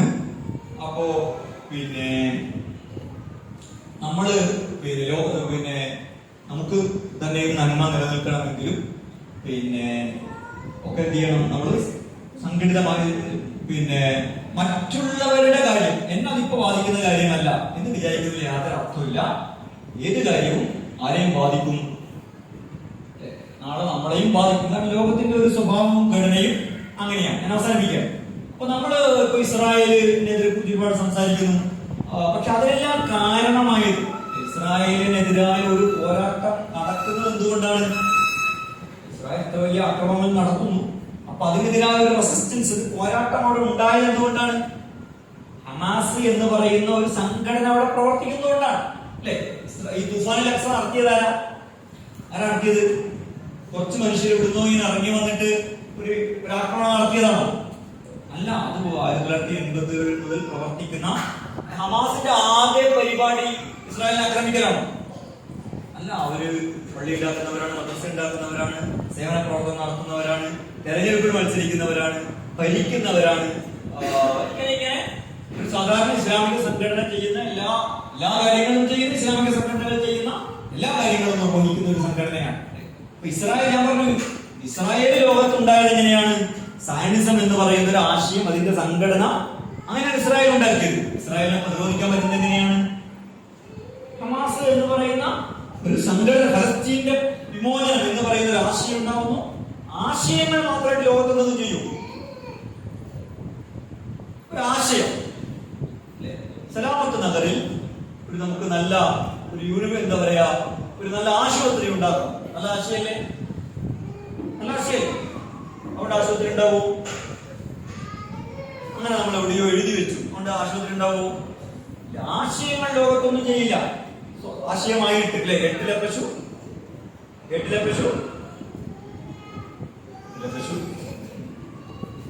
പുല്ല് തിന്നില്ല. അല്ലെ? എട്ടിലെ പശു എന്ന് പറഞ്ഞാൽ നമ്മളൊരു ഏട്ടിൽ ഒരു പേജിൽ പശുവിന്റെ ചിത്രം വരച്ചാൽ ആ പശു പുല്ല് തിന്നു ഇല്ല. അപ്പോ ആശയത്തെ എന്ത് ചെയ്യണം? അതിന് കുറെ മനുഷ്യര് വന്ന് ആ ആശയത്തിന് ജീവൻ നൽകുന്ന ആശയത്തിന് ജീവൻ നൽകുന്ന ആരാണ്? മനുഷ്യരാണ്. അവര് ജീവിതം നൽകി. അപ്പൊ ജീവൻ തന്നെ നൽകിയിട്ടാണ് എന്തിനു ജീവൻ നൽകുന്നത്? ഇസ്മായിൽ ഹനിയ ഫലസ്തീൻ വിമോചനം എന്ന് പറയുന്ന ആശയത്തിന് കൊടുത്തത് എന്താ? ആദ്യം ജീവിതം കൊടുത്തു, പിന്നെ എന്ത് കൊടുത്തു? ജീവൻ കൊടുത്തു. ലോകത്ത് ഏത് ആശയം ഉണ്ടാവുന്നത് അങ്ങനെയാണ്. മനുഷ്യർ ജീവിതവും ചിലപ്പോൾ ജീവനും ഒക്കെ കൊടുത്തിട്ടാണ് ഉണ്ടാവുന്നത്. ഒരു ആശയത്തിന് ജീവൻ ഉണ്ടാവുന്നത്. അപ്പോ ഹമാസ് എന്ന് പറയുന്ന ഒരു സംഘടിത സംവിധാനം ഉള്ളത് കൊണ്ടാണ് ഇസ്രായേലിനെതിരായ പ്രതിരോധം ഉണ്ടാവുന്നത്. നാളെ ഫലസ്തീൻ രാജ്യം ഉണ്ടാകും എന്ന് നമുക്ക് ഇവിടെ ഇരുന്നിട്ട് സ്വപ്നം കാണാനെങ്കിലും പറ്റുന്നത് എന്തുകൊണ്ടാണ്? അവിടെ അതിനൊരു സംവിധാനമുണ്ട് എന്നുള്ളതാണ്. അവസാനിപ്പിക്കാം. അപ്പോ നമ്മൾ നല്ല മനുഷ്യരായിട്ട് ജീവിക്കുക, ലോകം എന്തോ ആയിക്കോട്ടെ എന്ന് കരുതുന്നതിൽ യാതൊരു കഥയുമില്ല. ലോകത്ത് നടക്കുന്നതെല്ലാം നമ്മളെയും ബാധിക്കുന്ന കാര്യമാണ്. നമ്മൾ ചെയ്യേണ്ടത് നമ്മൾ നല്ല മനുഷ്യരായി തീരുക. ലോകത്ത് നന്മ ഉണ്ടാകാൻ, തിന്മ ഇല്ലാതാക്കാനുമുള്ള ഒറ്റയ്ക്കുള്ള പ്രവർത്തനമല്ല, മറിച്ച് എന്തിനുള്ള പ്രവർത്തനമാണ്? ലോകം എന്ന് പറയുന്നതിന് വളരെ ഓർഗനൈസ്ഡ് ആയ സംഘടിതമായ ഒരു കാര്യമാണ്. ലോകത്ത് തിന്മ വളരെ സംഘടിതമാണ്, നന്മയും ലോകത്ത് നിലനിൽക്കുന്നതും വളരെ എന്തായിട്ടാണ്? സംഘടിതമായിട്ടാണ്. ഇതാണ് വിശ്വാസികളോട് അല്ലാഹ് പറഞ്ഞത്, നിങ്ങൾ ഉത്തമ സമൂഹമാണ്. കുത്തും ഖൈറ ഉമ്മ, നിങ്ങളുടെ ഉത്തമ സമൂഹമാണ്. നിങ്ങളുടെ പണി എന്താണ്? നന്മ കൽപ്പിക്കുക, തിന്മ വിരോധിക്കുക, നന്മ ഉണ്ടാക്കുക, തിന്മ ഇല്ലാതാക്കുക എന്നുള്ളതാണ്. സംഘടിതമായി നിർവഹിക്കേണ്ട കാര്യമാണ്. അങ്ങനെ സംഘടിതമായി നിർവഹിക്കുമ്പോൾ അതിന്റെ ഏറ്റവും വലിയ ബെനിഫിറ്റ് എന്താണെന്ന് ചോദിച്ചാൽ, നമ്മളൊരു സംഘടിത സംവിധാനത്തിന് കീഴിൽ അത്തരം പ്രവർത്തനം നടത്തുമ്പോൾ ദുനിയാവിൽ അതുകൊണ്ട് ഒരുപാട് ഫലം ഉണ്ടാവും. അല്ലെ? ദുനിയാവിൽ നന്മ ഉണ്ടായിരിക്കും സംഘടിതമായി പ്രവർത്തിക്കുമ്പോൾ എന്നത് മാത്രമല്ല, മറിച്ച് നാളെ നമ്മൾ മരിച്ച് മഹ്ശറയിൽ ചെന്നിട്ട് നമ്മുടെ നന്മ തിന്മകൾ തൂക്കുമ്പോൾ നമ്മൾ സംഘടിത സംവിധാനത്തിലൂടെ പ്രവർത്തിച്ച്, ഇതിന്റെ ഉദാഹരണം പറഞ്ഞു, ചക്രത്തിന്റെ ഉദാഹരണം പറഞ്ഞു, കപ്പിയുടെ ഉദാഹരണം പറഞ്ഞു അല്ലെ. അപ്പൊ ഇതിന് വലിയ ഫലം ഉണ്ടായിട്ടുണ്ടോ? നമ്മൾ ചെയ്ത് ചെറിയ അല്ലെ, ചക്രത്തിൽ ചെറിയ എന്തേ കൊടുക്കേണ്ടേ ഉള്ളൂ, തള്ളേ കൊടുക്കേണ്ടേ ഉള്ളൂ. കപ്പിയിൽ ചെറിയ ഫലമേ നമ്മൾ പ്രയോഗിക്കേണ്ടതുള്ളൂ. അങ്ങനെ കുറെ ആളുകൾ ചെറിയ ചെറിയ ഫലം പ്രയോഗിക്കുമ്പോൾ എന്തുണ്ടായിട്ടുണ്ടാവും? വലിയ ഫലം ഒരു സമൂഹം, ഒരു കാലത്ത്, ഒരു നാട്ടിൽ ഉണ്ടായിട്ടുണ്ടാകും. പക്ഷെ അത് ആ ഫലത്തിന്റെ നമ്മൾ കൂടി പ്രവർത്തിച്ചതായതുകൊണ്ട് അതിന്റെ ആ നന്മയുടെ ഒരു പങ്ക് ആർക്ക് കിട്ടും? നമുക്ക് കിട്ടും. നമ്മൾ ഒറ്റയ്ക്ക് ചെയ്തതാണെങ്കിൽ അത്രയും ഫലം ഉണ്ടാവുകയില്ല. അതുകൊണ്ട് ചെറിയ പ്രതിഫലമേ നമുക്ക് ഇവിടെ കിട്ടുള്ളൂ, നമ്മൾ ആഗ്രഹത്തിൽ കിട്ടുകയുള്ളൂ. മറിച്ച് നമ്മൾ സംഘടിത സംവിധാനത്തിന്റെ കീഴിൽ പ്രവർത്തിക്കുമ്പോൾ ഉണ്ടായിത്തീരുന്ന വലിയ നന്മയുടെ ഒരു ഷെയർ ഇവിടെ കിട്ടും. നമ്മളുടെ ആഗ്രഹത്തിലും നമ്മുടെ മീസാനിലും ഒക്കെ നമുക്ക് ലഭിക്കും. അതുകൊണ്ട് സംഘടിതമായി പ്രവർത്തിക്കുക എന്ന് പറയുന്നത് ദുനിയാവിൽ അതുകൊണ്ട് ഒരുപാട് ഫലമുണ്ട് എന്ന് മാത്രമല്ല, നമുക്ക് വളരെ വ്യക്തിപരമായി നമ്മുടെ ഖബറിലും നമ്മുടെ ആഖിറത്തിലെ ജീവിതത്തിലും നമ്മുടെ സ്വർഗ്ഗത്തെ നിശ്ചയിക്കുന്ന കാര്യത്തിലുമൊക്കെ വലിയ സംഭാവന ചെയ്യുന്ന ഒരു കാര്യം കൂടിയാണത് എന്ന് നമ്മൾ വളരെ ഗൗരവത്തിൽ മനസ്സിലാക്കേണ്ട കാര്യമാണ്. അതുകൊണ്ട് ആരും വ്യക്തിപരമായ മുസ്ലിമായിട്ട് മാത്രം ജീവിക്കാൻ തീരുമാനിക്കരുത്. എന്തെങ്കിലും ഒരു സംഘടിത സംവിധാനത്തിന് കീഴിൽ അതിന്റെ ഭാഗമായിട്ട് മുസ്ലിമായി ജീവിക്കാനാണ് നമ്മൾ എന്ത് ചെയ്യേണ്ടത്? നമ്മൾ തീരുമാനിക്കേണ്ടത്. അതാണ് വളരെ ബുദ്ധിപൂർവമായ കാര്യം. മറ്റത് ദുനിയവിയായിട്ട് മാത്രമല്ല, ഉറവിയായിട്ട് ആഹാരം വെച്ച് ആലോചിച്ചാൽ പമ്പര വിട്ടിത്ത തീരുമാനമായിരിക്കും. വ്യക്തിപരമായി നല്ല മുസ്ലിമായി ജീവിക്കുക, സംഘടിത സംവിധാനത്തിൽ ഞാനില്ല എന്ന് തീരുമാനിക്കുന്നത് ആഖിറത്തെ മുൻനിർത്തി ആലോചിച്ചാൽ തന്നെ എന്ത് തീരുമാനമാണ്? പമ്പര വിട്ടിത്തമാണ്. ആ നഷ്ടം അല്ലെങ്കിൽ നമുക്ക് വളരെ കുറച്ച് മാത്രം നേട്ടം കിട്ടുന്നതും വലിയ നേട്ടത്തെ നമ്മൾ നഷ്ടപ്പെടുത്തുന്നതുമായ തീരുമാനമായിരിക്കും.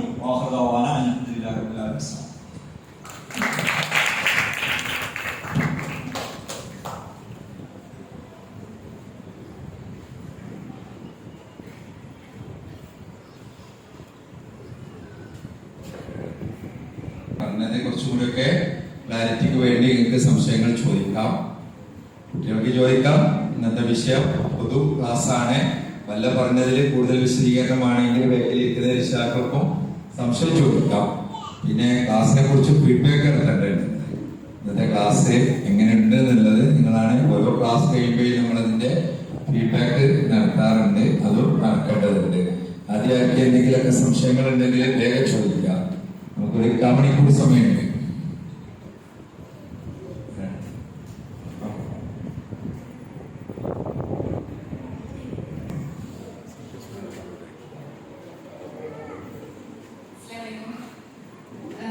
ഈ ലോകത്ത് കുറെ ആശയങ്ങൾ ഉണ്ടാക്കാൻ സംഘടന അത് ഓക്കെ, പക്ഷെ ഇസ്ലാമിക സമൂഹത്തിൽ തന്നെ ധാരാളം സംഘടനകളുണ്ട്.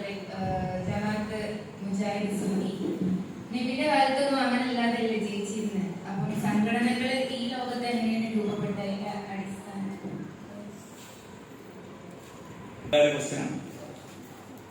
ചോദിച്ചതിനെ ആദ്യം അഭിനന്ദിക്കുക. നമുക്ക് സംഘടനകളെ മനസ്സിലാക്കുന്നതിന് മുമ്പ് നിങ്ങൾ മദ്ഹബ് കേട്ടിട്ടുണ്ട്. നമ്മുടെ ഏത് മദ്ഹബ് വരാം? ഷാഫി മദ്ഹബ് വരാം. ലോകത്ത് വേറെ ഒക്കെ മദ്ഹബുള്ളത്? ഹനഫി മദ്ഹബുണ്ട്, പിന്നെ മാലിക്കി മദ്ഹബുണ്ട്, പിന്നെ ഷാഫി, ഹനഫി, മാലിക്കി, ഹംബലി. വേറെ ഒരുപാട് മദ്ഹബുണ്ട്. ഈ 4 മദ്ഹബിനാണ് പൊതുവെ ഫോളോവേഴ്സ്, അനുയായികളുള്ളത്. നബി ഏത് മദ്ഹബ് വരാം? ഷാഫി എന്ന് പറയുന്നത് എന്നത് കാരണം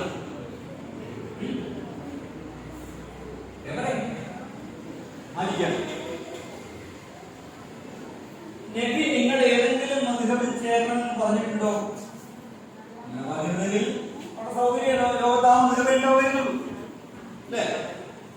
നബി അങ്ങനെ പറഞ്ഞിരുന്നെങ്കിൽ ലോകത്ത് ഏത് മദ്ഹബേ ഉണ്ടാവുള്ളൂ? ആ മദ്ഹബേ ഉണ്ടാവുള്ളൂ. അപ്പൊ മദ്ഹബിനെ കുറിച്ച് എഴുതിയിട്ടില്ല എന്ന് പറഞ്ഞത്. മദ്ഹബ് ഉണ്ടാകുന്ന ഏത് കാലത്താണ്? ഹിജ്റ ഇമാം അബൂ ഹനീഫ മരിക്കുന്നത് ഹിജ്റ 150-ലാണ്. ഇമാം ഷാഫി ജനിക്കുന്നത് ഹിജ്റ 150. 2-ാം നൂറ്റാണ്ട് ഹിജ്റ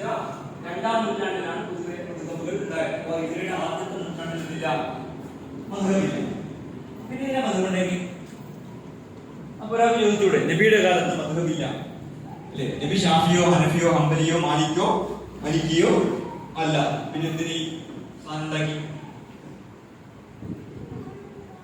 നമുക്ക് മദ്ഹബില്ലാത്ത പിന്നെ നബിയിലേക്ക് തിരിച്ചു പോയാൽ പോലെ. അല്ലെ, നബി പറഞ്ഞതിന് വിരുദ്ധമാണോ മദ്ഹബ്? നബി 5 നിസ്കരിക്കാൻ പറഞ്ഞ മദ്ഹബുകളൊക്കെ കൂട്ടി നിങ്ങൾ 3 നിസ്കരിച്ചാൽ മതി, ഇങ്ങനെയാണോ? അല്ല, പിന്നെ എങ്ങനെ മദ്ഹബ് ഉണ്ടായത്? ഇസ്ലാമിന്റെ പ്രമാണം ഏതാണ്? ഖുർആനും ഹദീസുമാണ്. ഈ ഖുർആനും ഹദീസും 2 തരം പ്രമാണങ്ങളുണ്ട്. ഒന്ന് ഗണ്ണിത പ്രമാണങ്ങൾ. ഇത് ഞങ്ങൾക്ക് മധുര പഠിപ്പിക്കാനല്ലേ പറയുന്നത്, സംഘടന എന്താന്ന് അങ്ങനെ ഉണ്ടായെന്ന് പറയണം. ഗണിത പ്രമാണം എന്ന് പറഞ്ഞാൽ അതിൽ ഒരു വ്യാഖ്യാനത്തിനും വഴിയില്ല, പഴുതില്ല. റമദാൻ മാസത്തിലാണ് നോമ്പ്. ഷാഫിയുടെ അഭിപ്രായം എന്താ? അല്ലെങ്കിൽ ഷാഫി മദ്ഹബിൽ ഏത് മാസത്തിലാണ് നോമ്പ്? അങ്ങനെ ചോദ്യത്തിനും ചർച്ചയ്ക്കും തന്നെ പ്രസക്തിയില്ല. അതൊരു മദ്ഹബിന്റെ വിഷയമല്ല, എന്റെ വിഷയമാണ്. ഇസ്ലാമിൽ തർക്കമില്ലാത്ത ഒരു കാര്യം ആണ്. അതിലാരും തർക്കം പറഞ്ഞ ആളെ ഒന്നും ഇസ്ലാമിന് പുറത്താവും. അല്ലെ, നിസ്കാരം 5 വക്താണ്. അത് സുബഹിയാണ്, ളുഹറാണ്, അസ്റാണ്, മഗ്രിബാണ്, ഇശായാണ്. അപ്പൊ തർക്കമില്ലാത്ത കാര്യങ്ങളാണ്. ഹജ്ജ് ദുൽഹജ്ജ് മാസത്തിലാണ്. ലോകത്താരെങ്കിലും നമുക്ക് ദുൽഹജ്ജിലെ പിന്നെ നമുക്ക് ദുൽഹജ്ജിൽ ഭയങ്കര തിരക്കാണ്, അതുകൊണ്ട് ഞങ്ങള് പിന്നെ സഫറിലാണ് ഹജ്ജ് എന്ന് പറഞ്ഞാൽ എല്ലാവർക്കും ഇങ്ങനെ തർക്കമില്ലാത്ത ഒരുപാട് കാര്യങ്ങൾ. വേറെ ചിലത് ആ പ്രമാണം ഒന്നുകിൽ കൃത്യമായ പ്രമാണം ഉണ്ടാവില്ല, അല്ലെങ്കിൽ പ്രമാണമുണ്ട്, ആ പ്രമാണത്തെ പല രീതിയിൽ മനസ്സിലാക്കാൻ പറ്റും. ഒരു ജാതി മാത്രമല്ല മനസ്സിലാക്കാൻ പറ്റും. മദ്ഹബപരമല്ലാത്ത നമ്മുടെ നാട്ടിൽ തർക്കമുള്ള കാര്യം പറഞ്ഞാൽ മദ്ഹബിന്റെ തർക്കമൊന്നുമല്ല. ഖുത്ബയുടെ ഭാഷ ഏതായിരിക്കണം? 2 വാദം നമ്മൾ ആകുന്നുണ്ട്. 2 വാദം. ഒന്ന് മലയാളം, ഒന്ന് പറയാം മലയാളത്തിലായിരിക്കണം, അറബിയിലായിരിക്കണം. മലയാളത്തിലായിരിക്കണം നല്ലതാണ്. നിങ്ങൾ തമിഴ്നാട്ടിലോ മലയാളത്തിൽ പറഞ്ഞോ, കർണാടകയിൽ പോയാൽ മലയാളത്തിൽ പറഞ്ഞാണ്. ഇംഗ്ലണ്ടിൽ പോയാൽ ആ ആളുകൾക്ക് മനസ്സിലാവുന്ന ഭാഷയിലായിരിക്കും. അല്ലെ, അപ്പോ ഈ തർക്കം ഒരിക്കലും തീർക്കാനാവില്ല. ഞാൻ ഉദാഹരണം പറയാം. ഒരാൾക്ക് പറയാം നബി അറബി അല്ലാത്ത ഭാഷയിൽ ഖുത്ബ നടത്തിയിട്ടില്ല. ശരിയല്ലേ? ആ സ്റ്റേറ്റ്മെന്റ് ശരിയല്ലേ? നബി ഒരിക്കലും അറബി അല്ലാത്ത ഭാഷയിൽ ഖുത്ബ നടത്തിയിട്ടില്ല. നബിക്ക് അറബിയിലത്തെ ഒരു ഭാഷ അറിയില്ല. ഒരാൾക്ക് പറയാം നബി ഒരിക്കലും മുന്നിലിരിക്കുന്ന മനുഷ്യർക്ക് മനസ്സിലാവുന്നതല്ലാത്തൊരു ഭാഷയിൽ ഖുത്ബ നടത്തിയിട്ടില്ല. ഒറ്റ ഫാക്റ്റാണ്. കാര്യം എന്താണ്? ഒറ്റ കാര്യല്ലേ രണ്ടാളും പറയുന്നത്, അല്ലേ? രണ്ടാളും പറയുന്ന സംഭവം എന്താണ്? ഒറ്റ സംഭവമാണ്. പക്ഷെ വിശദീകരണം എന്താണ്? പണ്ട് ഒരു മുസ്ലിം വെല്ലുവിളിച്ചതാണ്, നബി അറബി അല്ലാത്ത ഭാഷയിൽ ഖുത്ബ നടത്തിയത് അതിന് വല്ല തെളിവും കാണിച്ചു തരാൻ പറ്റുമോ? അയാൾ പറഞ്ഞു നബി പിന്നെ മുഖാത്തബീങ്ങൾക്ക് ആ സദസ്സിന് മനസ്സിലാവുന്നതല്ലാത്ത ഭാഷയിൽ ഖുത്ബ നടത്തിയതിന് വല്ല തെളിവും കാണിച്ചു തരാൻ പറ്റുമോ? തീരുമാനാക്കാൻ പറ്റുമോ? ഇങ്ങനെ വ്യാഖ്യാനത്തിന് വഴിയുള്ള കാര്യങ്ങളുണ്ടാവും. അവിടെയാണ് എന്തുണ്ടായത്? വ്യത്യസ്ത മദ്ഹബുകൾ ഉണ്ടായത്. മദ്ഹബ് കൊണ്ടുള്ള ഗുണം എന്താണ്? ഒരു സാധാരണ പ്രത്യേകിച്ച് മദ്ഹബ് ഉണ്ടാകുന്നത് എന്ന് വെച്ചാൽ ഇസ്ലാം പിന്നെ അറേബ്യയുടെ പുറത്തൊക്കെ ധാരാളം പ്രചരിച്ചു. അപ്പൊ ആളുകളെല്ലാം ഖുർആനും ഹദീസും പഠിച്ചിട്ട് അങ്ങനെ ജീവിക്കണം, അതിൽ നിന്ന് വിധികൾ കണ്ടെത്തി ജീവിക്കണം എന്ന് പറഞ്ഞാൽ നടക്കുമോ? ഇല്ല. നിങ്ങൾക്ക് സ്കൂളിൽ പഠിക്കുന്ന കോളേജിൽ പഠിക്കുന്ന കാലത്ത് ടെക്സ്റ്റ് ഉണ്ട്, നോട്ട്ബുക്ക് ഉണ്ട്, അല്ലെങ്കിൽ ഗൈഡ് ഉണ്ട്. നോട്ട്ബുക്ക് പ്രിന്റ് ആയി കിടക്കുന്ന സാധനത്തിന്റെ പേരാണ് ഗൈഡ്, അല്ലെ? ഖുർആനും ഹദീസും ടെക്സ്റ്റ് ആണ്. മദ്ഹബ് എന്താണ്? ഗൈഡാണ്. പല കമ്പനിന്റെ ഗൈഡ് ഉണ്ട്. പക്ഷേ ഒരു സാധാരണ വിദ്യാർത്ഥിക്ക് പലപ്പോഴും എന്ത് പറ്റൂല? ടെക്സ്റ്റ് വായിച്ചിട്ട് പരീക്ഷ ജയിക്കാൻ പറ്റുമോ? പറ്റുന്ന കുട്ടികളുണ്ട്, എല്ലാ കുട്ടികളും പറ്റുമോ? സാധാരണ കുട്ടികൾക്ക് എന്താ വായിച്ച് പരീക്ഷ എഴുതാൻ പറ്റുക? ഗൈഡ് വായിച്ചത്. മദ്ഹബ് എന്താണ്? ഖുർആൻ ഹദീസ് എന്താണ്? ടെക്സ്റ്റ് ആണ്. മദ്ഹബ് എന്താണ്? ഗൈഡാണ്. അപ്പോ മദ്ഹബ് ഉണ്ടായത് ഭയങ്കര ഗുണമാണ്. അതുകൊണ്ടാണ് ഇസ്ലാം ഇത്ര വേഗത്തിൽ ലോകത്ത് പ്രചരിച്ചത്. ആളുകൾക്ക് എളുപ്പത്തിൽ നിസ്കരിക്കാനും നോമ്പ് വെക്കാനും ഹജ്ജ് ചെയ്യാനും വിവാഹം ചെയ്യാനും കച്ചവടം നടത്താനും ഒക്കെ പറ്റിയാതുകൊണ്ടാണ്.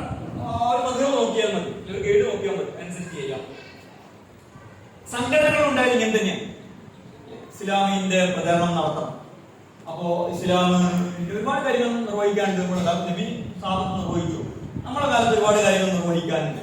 പക്ഷെ അതിന് ഒരുപാട് അഭിപ്രായ വ്യത്യാസം ഉണ്ടാവും, എന്റെ വിശദാംശത്തിൽ അഭിപ്രായ വ്യത്യാസം ഉണ്ടാവും. അപ്പോൾ ഒരു അഭിപ്രായമുള്ളവർ ഒരു സംഘടന ഉണ്ടാക്കുന്നു, വേറൊരു അഭിപ്രായമുള്ളവർ വേറൊരു സംഘടന ഉണ്ടാക്കുന്നു. ഇവർ തമ്മിലൊക്കെ വളരെ അടിസ്ഥാനപരമായ അഭിപ്രായ വ്യത്യാസം ഉണ്ടോ? ഇല്ലാതെ മനസ്സിലാക്കുന്നത്. അള്ളാഹുവിന്റെ ഏകത്വം, കാബയാണ് കിബില, ഖുർആനാണ് പ്രമാണം, ഹദീസാണ് പ്രമാണം, അഞ്ചേരാണ് നിസ്കാരം, ഞാൻ നേരത്തെ പറയുന്ന കാര്യങ്ങളുണ്ട്.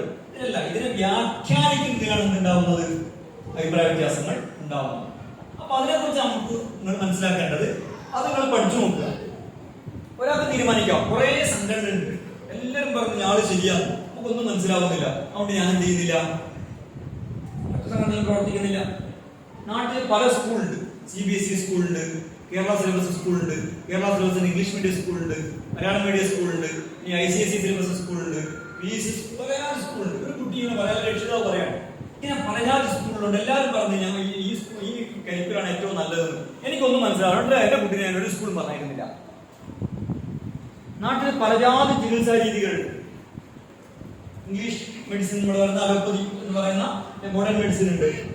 അത് മഹാ തെറ്റാണെന്ന് പറയുന്ന ആരുണ്ട്? ആയുർവേദക്കാരുണ്ട്. അത് രണ്ടും തെറ്റാണെന്ന് പറയുന്ന ആരുണ്ട്? ഹോമിയോപ്പതിക്കാരുണ്ട്, സിദ്ധ വൈദ്യക്കാരുണ്ട്, പ്രകൃതി ചികിത്സയുണ്ട്. ഇനിയും 100,000 ചികിത്സകളുണ്ട്. നമ്മുടെ ഗവൺമെന്റിന് അംഗീകരിച്ച യുനാനിയുണ്ട്. ഈ 5 നമ്മുടെ ഗവൺമെന്റിന് അംഗീകരിച്ച് ഇവിടെ ഹോസ്പിറ്റലിൽ നടത്തിക്കൊണ്ടിരിക്കുന്ന കേസാണ്.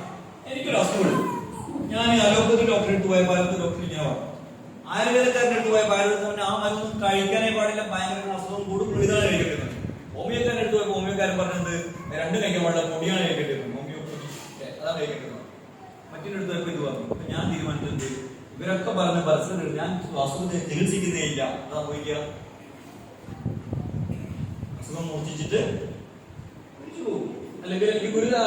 അപ്പൊ ലോകത്തിങ്ങനെ വ്യത്യസ്താഭിപ്രായങ്ങൾ ഉണ്ടാവുമ്പോൾ ഞാൻ ഒന്നും ചെയ്യുന്നില്ല എന്നാണ് തീരുമാനിക്കേണ്ടത്. നമ്മുടെ വേറൊരു കാര്യത്തിൽ നമ്മളന്ന് തീരുമാനിക്കുന്നില്ല. അപ്പൊ നമ്മൾ ചെയ്യേണ്ടത് ഇതൊക്കെ നമ്മൾ സാമാന്യമായിട്ട് അന്വേഷിച്ച് നോക്കുക, അവരെന്താ പറയുന്നത്, ഇവരെന്താ പറയുന്നത്, നമുക്ക് എന്താണോ ബോധ്യപ്പെടുന്നത് ആ ഒരു സംഘടന സംവിധാനം നമ്മൾ എന്ത് ചെയ്യുക, പ്രവർത്തിക്കുകയും ചെയ്യുക.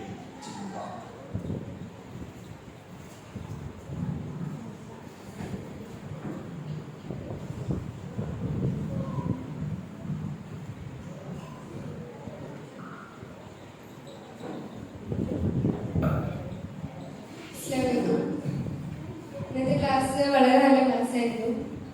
ഇതിൽ നമുക്ക് കിട്ടാത്ത ഒരു ടോപ്പിക് ആയിരുന്നു. പിന്നെ ഇപ്പൊ ലാസ്റ്റ് ക്വസ്റ്റ്യൻ ചോദിച്ച ക്വസ്റ്റ്യന് അതിന്റെ ആൻസറിലൂടെ ക്ലാസ് നല്ല രീതിയിൽ തന്നെ അത് നമുക്ക് മനസ്സിലാക്കാൻ പറ്റും.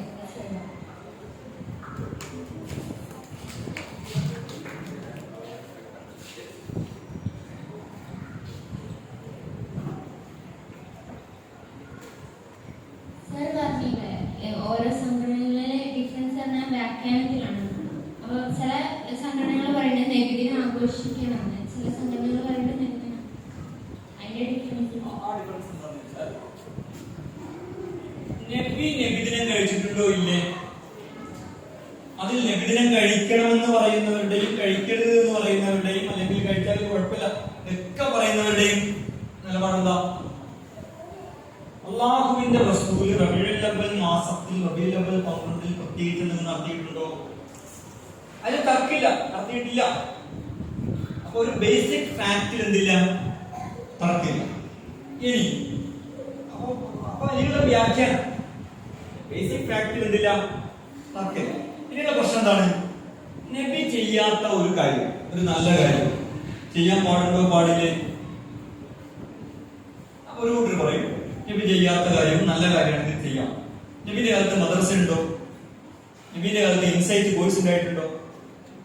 നബിന്റെ കാലത്ത് ഇൻസൈറ്റ് കോഴ്സ് ഇല്ലാത്തതുകൊണ്ട് ഇൻസൈറ്റ് കോഴ്സ് നടത്താൻ പാടില്ല എന്നുണ്ടോ? ഇല്ല, ഇൻസൈറ്റ് കോഴ്സ് നല്ല കാര്യമാണ്, പുതുതായിട്ട് നമുക്ക് നടത്താം അല്ലെ? നബിന്റെ കാലത്ത് പിന്നെ ഖുർആൻ തഫ്സീറുകൾ, അറബിയിൽ തന്നെ തഫ്സീറുണ്ട്, വേറെ ഭാഷകളുടെ തഫ്സീറുകൾ. അറബി തന്നെ നോക്കുക, അറബിയിൽ തന്നെ തഫ്സീറുണ്ടോ? തഫ്സീർ പുസ്തകമായിട്ടുണ്ടോ? തഫ്സീറുണ്ട്, തഫ്സീർ പുസ്തകമായിട്ട്. ആദ്യത്തെ തഫ്സീർ ഏതാണ്? തൊബരി എന്ന് പറയുന്ന ആളുടെ തഫ്സീറാണ് തഫ്സീർ. ഹദീസ് ഇങ്ങനെ ബുഖാരി മുസ്ലിം പറയുന്നില്ല, നബി പറഞ്ഞു തന്നെ അങ്ങനെ പുസ്തകമായിട്ട് ബുഖാരി മുസ്ലിം ഒക്കെ പിന്നെ കാലത്തിന് ശേഷം ഉണ്ടായതാണ്. അങ്ങനെ നബിന്റെ കാലത്തുണ്ടോ? ഇല്ല, അത് പിന്നെ ഉണ്ടായതല്ലേ. ഇങ്ങനെ ഉണ്ടാക്കിക്കൂടെ? ഉണ്ടാക്കാം. പിന്നെ എവിടെയാ തർക്കം? അപ്പൊ തർക്കം എവിടെയാന്ന് ചോദിച്ചാല് അങ്ങനെ ഉണ്ടാക്കുന്ന കാര്യങ്ങൾ രണ്ട് തരത്തിലുണ്ട്. ഒന്ന്, നിസ്കാരവും നോമ്പും സക്കാത്തും ഹജ്ജും ദിക്റും ഔറാദുകളും പോലെ പള്ളി പോലെ ആരാധനാ സ്വഭാവമുള്ള കാര്യം. ആ കാര്യത്തിന് അതെന്ന നിലക്ക് തന്നെ പുണ്യമുണ്ട്. ഇപ്പോ പള്ളിയിൽ ഒരാൾ ഇരിക്കുക, ഇരിക്കുക, അല്ലാത്തപ്പോൾ അതെന്ത് കാര്യമാണ്? പുണ്യമുള്ള കാര്യമാണ്. അതിന്റെ പുണ്യം എന്താ? പള്ളിയിൽ ഇരുന്നിട്ട് ഒരാൾ ഖുർആൻ ഓതുന്നതിന് നല്ല പുണ്യം, വേറെ പുണ്യമുണ്ട്. പള്ളിയിലിരിക്കുന്നതിന്റെ പുണ്യം എന്ത് പുണ്യ? പള്ളിയിലിരിക്കുന്നതിന് തന്നെയുള്ള പുണ്യമാണ്. മനസ്സിലാകുന്നുണ്ടോ? എഴുത്തിക്കാപ്പിരിക്കുന്നതിന്റെ പുണ്യം എന്താ? ഒരാൾ പള്ളിയിൽ പോയി എഴുത്തിക്കാപ്പിരുന്നു, 5 നമസ്കാരം മാത്രം നിർവഹിച്ചു, അയാൾ ഓതുന്നില്ല, ദിക്ർ ചെയ്യുന്നില്ല, ഒന്നും ചെയ്യുന്നില്ല, അയാൾക്ക് എഴുത്തിക്കാപ്പിന്റെ കൂലി കിട്ടൂലേ? കിട്ടും. കാരണം എന്താ? പള്ളിയിലിരിക്കുന്നതിന് തന്നെയുള്ള പുണ്യാണ്. പള്ളിയിലിരിക്കുന്ന ആൾക്ക് ഇത് കൂടി ചെയ്താൽ അഡീഷണൽ പുണ്യമാണ്. അപ്പൊ അതിന് അങ്ങനെ പുണ്യമുണ്ട്. എന്നാൽ ഒരാള് ജമാഅത്തെ ഇസ്ലാമിയുടെ ഓഫീസുണ്ട്, ഞാൻ GK ഒക്കെ ജോലി ചെയ്യുന്ന മനസ്സിലാക്കേണ്ട ഒരാൾ അവിടെ വന്നിരിക്കുകയാണ് രാവിലെ. ഞാൻ ചോദിച്ചു, ഇവിടെ പിന്നെ സലാം ഒരാൾ ഇവിടെ ആസീസ് സാഹിബോ സാഹിബോ അൽമാഷോ ആരൊക്കെ അവിടെ വന്നിരുന്നു. ഞാൻ അവിടെ കണ്ട് അവരോട് ചോദിച്ചു, എന്താ അവിടെ ഇരിക്കുന്നത്? ജമാഅത്തെ ഇസ്ലാമിക പ്രസ്ഥാനത്തിന്റെ ഓഫീസല്ലേ, ഇവിടെ ഇരിക്കുക എന്നത് പുണ്യകരമായ കാര്യമല്ലേ, അവിടെ ഇരിക്കുകയാണ്. ആ ചെയ്യുന്നത് എന്താണ്? ഇരിക്കുന്ന ജമാഅത്തെ ഇസ്ലാമിന്റെ ഓഫീസിലാണെങ്കിലും ആ ചെയ്യുന്നത് എന്താണ്? വിദഅത്താണ്. കാരണം അങ്ങനെ ഇരിക്കാൻ പാടുള്ള സ്ഥലം, ഇരിക്കുന്നത് കൊണ്ട് തന്നെ പുണ്യം കിട്ടുന്ന സ്ഥലം ഏത് മാത്രമാണ്? പള്ളി മാത്രമാണ്. അങ്ങനെ ഒരു സ്ഥലം വേറെ ഉണ്ട് എന്ന് പറഞ്ഞാൽ അങ്ങനെ പറയുന്നത് എന്താണ്? വിദഅത്താണ്. അതേസമയം അയാൾ പറയുന്നത്, ഞാനിവിടെ അമീറിനെ കാത്തിരിക്കുകയാണ്, അമീറിനോട് മുലാഖാത്തുണ്ട്, അല്ലെങ്കിൽ ഇവിടെ ഒരു യോഗം ഉണ്ട്, എനിക്ക് ഒരു യോഗം പറഞ്ഞിട്ടുണ്ട്, അതിന് വന്നതാണ്, അതിന് കാത്തിരിക്കുകയാണെന്ന് പറഞ്ഞാൽ പുണ്യകർമ്മമാണ്. ആ യോഗത്തെ ചർച്ച ചെയ്യുന്ന കാര്യങ്ങൾ നല്ല കാര്യമായതുകൊണ്ട് ആ കാര്യം നല്ല കാര്യമാണ്, പുണ്യകർമ്മ. അള്ളാഹുവിന്റെ കൽപ്പന പുണ്യം ഉദ്ദേശിച്ചുകൊണ്ടാണ് ചെയ്യുന്നതെങ്കിൽ അതിന് പ്രതിഫലം. അപ്പൊ നബിദിനം ഇങ്ങനെ ഹജ്ജ് പോലെ നോമ്പ് പോലെ റബീഉൽ അവ്വൽ മാസത്തിനും റബീഉൽ അവ്വൽ 12-നും പുണ്യമുള്ള ഒരു കാര്യമാണെന്ന് വിചാരിച്ചിട്ടാണ് ചെയ്യുന്നതെങ്കിൽ എന്താണ്? ഇത് വിദഅത്താണ്. അങ്ങനെയൊന്നുമല്ല. നബിദിനം അത് എപ്പോഴും പറയാം, നബി ജനിച്ച മാസവും ദിവസവും പറയാനുള്ള ഒരു സൗകര്യമാണ്. അങ്ങനെയാണെങ്കിൽ അതിന് കുഴപ്പമില്ല. ഇവിടങ്ങളിലാണ് അഭിപ്രായ വ്യത്യാസങ്ങൾ ഉണ്ടാവുന്നത്. ഓരോ കാര്യത്തിന്റെയും വിശദാംശങ്ങളിൽ വ്യാഖ്യാനങ്ങളിലാണ് ഇത് അഭിപ്രായ വ്യത്യാസങ്ങൾ. അല്ലെങ്കിൽ വ്യാഖ്യാനം ശരിയായ വ്യാഖ്യാനം തെറ്റായ വ്യാഖ്യാനം ഒക്കെ ഉണ്ടാവും. അത് നമ്മൾ എന്താണ് ചെയ്യേണ്ടത്? അപ്പൊ ഈ ചോദ്യത്തിന്റെ ഉത്തരം നബിദിനം അല്ലെങ്കിൽ റബീഉൽ അവ്വൽ മാസം, റബീഉൽ അവ്വൽ 12 ഇത് കഴിക്കാവോ കഴിച്ചൂടെ അല്ലെ എന്നൊക്കെ ചോദ്യത്തിന്റെ ഉത്തരം എന്താണ്? ഒന്ന് റസൂലോ സഹാബത്തോ അത് ചെയ്തിട്ടില്ല, തർക്കമില്ല. വൈകുന്നേരം തർക്കമില്ല, വൈകാത്തിലും തർക്കമില്ല. അങ്ങനെ അല്ല, അവർ ചെയ്യാത്തൊരു കാര്യം ചെയ്യാം, അത് തർക്കമില്ല. പക്ഷേ അത് നോമ്പ് പോലെയും വെള്ളിയാഴ്ച ദിവസം പോലെയും അള്ളാഹു റസൂലും പ്രത്യേകമാക്കിയ ദിവസം സമയമൊക്കെ അതുപോലത്തെ ഒന്നാണ് എന്ന് വിചാരിച്ചിട്ട് ചെയ്താലോ? ഇൻസൈറ്റ് എന്ന കോഴ്സ് അള്ളാഹു റസൂലും പറഞ്ഞൊരു കോഴ്സാണ്. ഇതിന് വന്നിരിക്കുക, ഒന്നും നമ്മൾ മനസ്സിലാക്കേണ്ടത് ഇതിന് വന്നിരിക്കുക എന്നത് തന്നെ ഒരു പുണ്യകർമ്മമാണ്. ഇത് ഈ ദിവസം തന്നെ നടത്തുക എന്നത് പുണ്യമാണ് എന്നൊക്കെ വിചാരിച്ചാലോ? അതുകൊണ്ട് നിസ്കാരം നോക്കുക മാതിരി ഒരു പുതിയ കാര്യം നീലിലുണ്ടാക്കാം. അങ്ങനല്ല, ഇത് എല്ലാ ശനിയാഴ്ചയും നടത്താം. നമുക്ക് സൗകര്യം ഞായറാഴ്ച ആണെങ്കിൽ നീ ചെയ്യാം, ഞായറാഴ്ച ആക്കുക, നമ്മുടെ സൗകര്യമാണ്. ഇതിലൂടെ ലഭിക്കുന്ന നന്മകളാണ് അതിൽ പുണ്യവും പ്രതിഫലവും എന്നാണ് വിചാരിക്കുന്നതെങ്കിൽ അത് ഓക്കെയാണ്. അതേസമയം നമുക്ക് വെള്ളിയാഴ്ച ജുമ്മ നമുക്കൊരു അസൗകര്യം ഉണ്ട്. ഈ ആഴ്ച എന്തായിക്കോട്ടെ, പണ്ട് ഞങ്ങളുടെ നാട്ടില് 2 കൂട്ടർ തമ്മിൽ ഒരു പള്ളിയിൽ തർക്കണ്ടേ, ഭയങ്കര തർക്കം, തുറന്നുള്ള തർക്കാണ്. അപ്പൊ അന്നത്തെ ഒരു ഒരു മുസ്ലിം അല്ലാത്ത ഒരു നാട്ടുപ്രമാണിയെ മധ്യസ്ഥം, നിങ്ങൾ ഇങ്ങനെ എങ്ങനെ അടിയുണ്ടാക്കുന്നത്? ഒരു കൂട്ടർ വെള്ളിയാഴ്ച നടത്തിക്കൊള്ളി, വേറെ കൂട്ടർ ശനിയാഴ്ച നടത്തിക്കൊള്ളി, തീർന്നില്ലേ? അങ്ങനെ ആക്കാൻ പറ്റുമോ? നമുക്കൊക്കെ വെള്ളിയാഴ്ച ഭയങ്കര തിരക്കാണ്, അല്ലെ ഞായറാഴ്ച കുറച്ചുകൂടി സൗകര്യം ഉണ്ട്, ചുമ്മാ ഞായറാഴ്ച ആയിക്കോട്ടെ നോക്കാൻ പറ്റുമോ? ഇൻസൈറ്റ് ശനിയാഴ്ച ഞായറാഴ്ച ആക്കിക്കൂടെ? വ്യത്യാസം. അപ്പൊ ഇൻസൈറ്റ് പോലത്തെ ഒരു കേസാണ് നബിദിനെങ്കിൽ ഒരു കുഴപ്പമില്ല. വെള്ളിയാഴ്ച പോലത്തെ ഒരു കേസാണ് നബിദിനെങ്കിൽ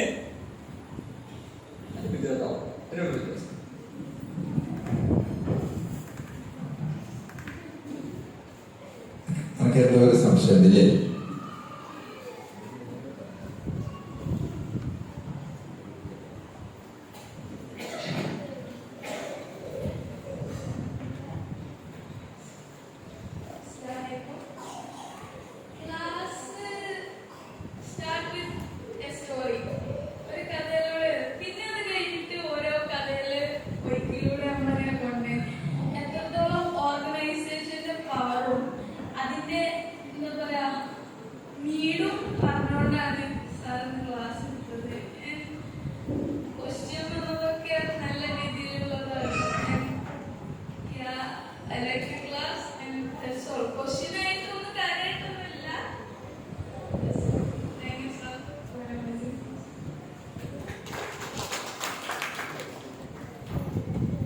ബാക്കിൽ വല്ലതും ക്ലിയർ ചെയ്യണ്ടോ? മിക്ക തന്നെ അയക്കാം. ചോദിച്ചാലല്ലേ പറ്റുള്ളൂ. ഇപ്പോഴത്തെ ലോക സാഹചര്യത്തിൽ ഹമാസിന്റെ ഭാവി, ഫലസ്തീന്റെ ഭാവി എങ്ങനെ വായിച്ചിട്ടുണ്ട്? കാരണം ഒരുപാട്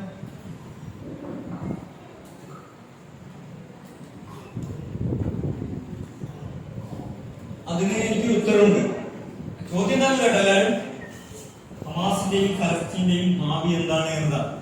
ഞാൻ ഉത്തരം കൂടെ പറയും. ആ ഉത്തരം എത്ര ആളുകൾ കമ്മ്യൂണിക്കേറ്റ് ചെയ്യപ്പെടുന്നുണ്ടെന്ന് ഇരിക്കുന്നത് ആശങ്കയുണ്ട്. ഞാൻ പറയാം. ലോകത്തിപ്പോ ഒരുപാട് യുദ്ധം നടക്കുന്നു. ഒരുപാട് പറയും ഫലസ്തീൻ അല്ലാത്ത യുദ്ധങ്ങൾ, ഫലസ്തീൻ ഇസ്രായേൽ അല്ലാത്ത വേറെ യുദ്ധം വളരെ പ്രമാദമായ പ്രമുഖമായ യുദ്ധം ഇപ്പൊ ലോകത്ത് നടന്നുകൊണ്ടിരിക്കുന്നത്. അതേതാ? ഉക്രൈനും റഷ്യയും തമ്മിലുള്ള യുദ്ധം. വേറെ യുദ്ധങ്ങളുണ്ട്. സുഡാനിൽ യുദ്ധം നടന്നുകൊണ്ടിരിക്കുന്നുണ്ട്. പിന്നെ പല ആഭ്യന്തര യുദ്ധങ്ങൾ ലോകത്തുണ്ട്. കേരളത്തിൽ വേറെ മുമ്പ് യുദ്ധങ്ങൾ ഉണ്ടായിട്ടുണ്ട്. ഇറാൻ ഇറാഖ് യുദ്ധം ഉണ്ടായിട്ടുണ്ട്. വിയറ്റ്നാം അമേരിക്ക തമ്മിൽ യുദ്ധം ഉണ്ടായിട്ടുണ്ട്.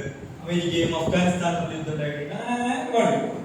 പക്ഷേ ഉക്രൈനും റഷ്യയും പോലുള്ള ഒരു യുദ്ധമല്ല ഇസ്രായേലും ഫലസ്തീനും തമ്മിലുള്ള വിഷയം. മറിച്ച് അത് ലോകത്തിലെ ഇസ്രായേൽ പിന്നെ യുക്രൈൻ റഷ്യ യുദ്ധത്തെ കുറിച്ച് ലോകത്തുണ്ടാകുന്ന പ്രതികരണങ്ങളെക്കാൾ വലിയ പ്രതികരണത്തിനെ കുറിച്ച് ലോകത്തുണ്ടാകുന്നുണ്ട്. ലോകത്ത് മാത്രമല്ല, പൊതുലോകത്ത് തന്നെ എന്തുണ്ടാവുന്നുണ്ട്? അമേരിക്കയിലെ യൂണിവേഴ്സിറ്റികളിൽ ഒക്കെ വലിയ പ്രതികരണങ്ങൾ ഉണ്ടാവുന്നുണ്ട്. അതെപ്പോഴും അങ്ങനെയാണ്. ഫലസ്തീൻ ഇഷ്യൂ എന്ന് പറഞ്ഞാൽ ലോകത്തിന്റെ ഒരു സെൻട്രൽ ഇഷ്യൂ ആണ്. എന്ത് ഇഷ്യൂ ആണ്? ഒരു സെൻട്രൽ ഇഷ്യൂ ആണ്. അതിന്റെ കാരണം എന്താണെന്ന് ചോദിച്ചാല്, ഫലസ്തീൻ ഇഷ്യൂ കിടക്കുന്നത് ലോകക്രമം, വേൾഡ് ഓർഡർ എന്ന് പറഞ്ഞാൽ, ലളിതമായി പറഞ്ഞാൽ ലോകത്തിന്റെ അധികാരവുമായിട്ടാണ്. ഫലസ്തീന്റെ അധികാരമായിട്ടല്ല എന്തിന് ബന്ധം? ഫലസ്തീൻ പ്രശ്നത്തിന്റെ ബന്ധം എന്തുമായിട്ടാണ് ബന്ധം? ലോകത്തിന്റെ അധികാരവുമായിട്ടാണ് എപ്പോഴും എന്തിന് ബന്ധം? ഫലസ്തീന് ബന്ധം. ലോകത്ത് ഉസ്മാനിയ ഖിലാഫത്ത്, ഇപ്പൊ നമ്മള് തകർച്ചയുടെ 100ാം വാർഷികം അനുസ്മരിക്കുന്ന ഉസ്മാനിയ ഖിലാഫത്ത്, അവരായിരുന്നു ലോകത്തിന്റെ വലിയ ഭാഗം അന്ന് ഭരിച്ചിരുന്നത്. ലോകത്ത് ഇസ്ലാമിന് വലിയ അധികാരവും ആധിപത്യമുള്ള കാലമായിരുന്നു 1921 വരെയുള്ള കാലം. അന്ന് ഫലസ്തീൻ ആരുടെ കയ്യിലാണ്? മുസ്ലിങ്ങളുടെ കയ്യിലാണ്. പിന്നെ അത് ലോകത്തിന്റെ അധികാരം ബ്രിട്ടനാണ്. കുറെ കാലം നമ്മുടെ രാജ്യമൊക്കെ ഭരിച്ചതാരായിരുന്നു? ബ്രിട്ടീഷുകാരായിരുന്നു. ഫലസ്തീൻ ആരുടെ കയ്യിലാണ്? ബ്രിട്ടന്റെ കയ്യിലാണ്. ഇപ്പോൾ ലോകം ഭരിക്കുന്നത് ആരാണ്? അമേരിക്കയാണ് ഭരിക്കുന്നത്. ഇസ്രായേലിന്റെ യഥാർത്ഥ ശക്തി ആരാണ്? അല്ലെങ്കിൽ ഇസ്രായേൽ ഫലസ്തീൻ ആരുടെ കയ്യിലാണ് ഇപ്പോൾ? അമേരിക്കയുടെ കയ്യിലാണ്. ഇസ്രായേലിനെ കുറിച്ച് പറയാറുണ്ട്, അമേരിക്കയുടെ 51 സ്റ്റേറ്റുകളാണ്. അമേരിക്കയുടെ 52ാമത്തെ സ്റ്റേറ്റാണ് ഇസ്രായേൽ എന്ന് പറയുന്നത്. ഇപ്പൊ അമേരിക്ക വലിയ സംവാദം നടക്കുന്നുണ്ട്. നമ്മൾ എന്തിനാണ് ഇങ്ങനെ ഇസ്രായേലിനെ സപ്പോർട്ട് ചെയ്യുന്നത്? നമ്മൾ എത്ര പൈസയാണ് ആവശ്യമില്ലാതെ അവിടെ ചെലവാക്കുന്നത്? പക്ഷെ ഒരിക്കലും ചെലവാക്കാതിരിക്കൂല. അപ്പൊ ലോകക്രമം മാറുമ്പോൾ മാത്രമേ എന്ത് പ്രശ്നം പരിഹരിക്കപ്പെടുള്ളൂ? ഫലസ്തീൻ പ്രശ്നം പരിഹരിക്കപ്പെടുകയുള്ളൂ. എന്നാ പിന്നെ ഹമാസ് ഇങ്ങനെ വെറുതെ പോയിട്ട് തുഫാൻ ലക്ഷം നടത്തിയത്? പക്ഷെ ലോകക്രമം മാറുന്നതിൽ ഫലസ്തീനികളുടെ പോരാട്ടത്തിന് എന്തുണ്ട്? ഭയങ്കരമായ പങ്ക് ഉണ്ട്. ലോകക്രമം വെറുതെ മാറുകയല്ലോ. നേരം വെളുത്തപ്പോൾ ലോകക്രമം മാറിയിരിക്കുന്നു എന്നല്ല, അത് വളരെ ഗ്രാജുവലായ ഒരു പ്രോസസ്സാണ്. അതിനെ മാറ്റുന്നത് ഇപ്പൊ അമേരിക്കക്കെതിരെ അമേരിക്കയിൽ തന്നെ വലിയ പ്രക്ഷോഭം നടക്കുന്നു. ഈ ലോകക്രമത്തിനെതിരായി ആ രാജ്യങ്ങളിൽ തന്നെ പലതരത്തിലുള്ള പ്രതിഷേധങ്ങൾ ഉയരുന്നു, പല മൂവ്മെന്റുകൾ ഉണ്ടാവുന്നു. അതിന് കാരണം എന്താ? ഫലസ്തീനിൽ നടന്ന പോരാട്ടമാണ്. ഇസ്രായേലിനെയും അമേരിക്കയും സാമ്പത്തികമായി ബഹിഷ്കരിക്കുന്നു.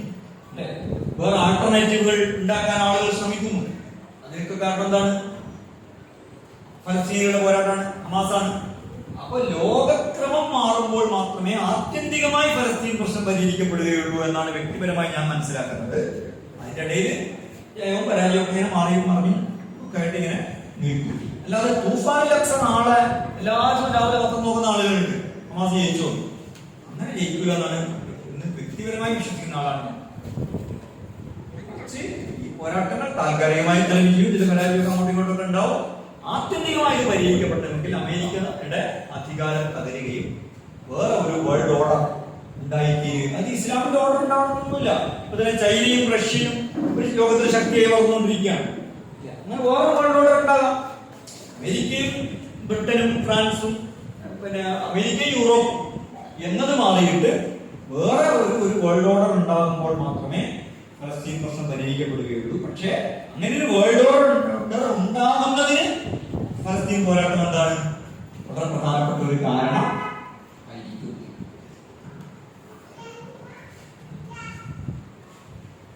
പരിപാടി ഇവിടെ അവസാനിക്കുകയാണ്. ഇനി ബാക്കി കാര്യങ്ങളൊക്കെ അന്വേഷിച്ച് വായിച്ച് മനസ്സിലാക്കുക. അടുത്ത 24-ാം തീയതി ജമാൽ കങ്കരപ്പടി ലിബറിസത്തിന്റെ ചതിക്കുഴികൾ എന്ന വിഷയത്തിൽ ക്ലാസ് എടുക്കുന്നതായിരിക്കും. നമ്മളെ ഈ ആധുനിക കാലഘട്ടത്തിൽ ലിബറലിസം നമ്മളെ അറിയാതെ നമ്മൾ ഓരോരുത്തരെയും സ്വാധീനിക്കുന്നുണ്ട്. നമ്മുടെ വീടുകളിലും നമ്മുടെ കുട്ടികളിലും ഒക്കെ അതിന്റെ സ്വാധീനമുണ്ട് എന്നതുകൊണ്ട് തന്നെയാണ് അത്തരം ഒരു വിഷയം പ്രഗത്ഭ പണ്ഡിതൻ ഇവിടെ കൈകാര്യം ചെയ്യുന്നത്. അതിൽ നിങ്ങൾ പരമാവധി കുട്ടികളെല്ലാവരും അതേപോലെ സാധിക്കുന്ന രക്ഷിതാക്കളും എത്തിച്ചേരുക. ഇന്നത്തെ ഈ പരിപാടി വളരെ സരസമായിട്ട് നേരത്തെ കുട്ടികൾ പറഞ്ഞതുപോലെ കഥകളിലൂടെ തന്നെ പറയേണ്ട കാര്യങ്ങളൊക്കെ പറഞ്ഞ് വിഷയം ഇവിടെ അവതരിപ്പിച്ച ടീമിന് മാലിന്റെ പേരിലും എല്ലാവരുടെ പേരിലും നന്ദി പ്രകാശിപ്പിക്കുകയാണ്. ഈ പരിപാടി ഇവിടെ അവസാനിച്ചതായിട്ട് അറിയിക്കുകയാണ്.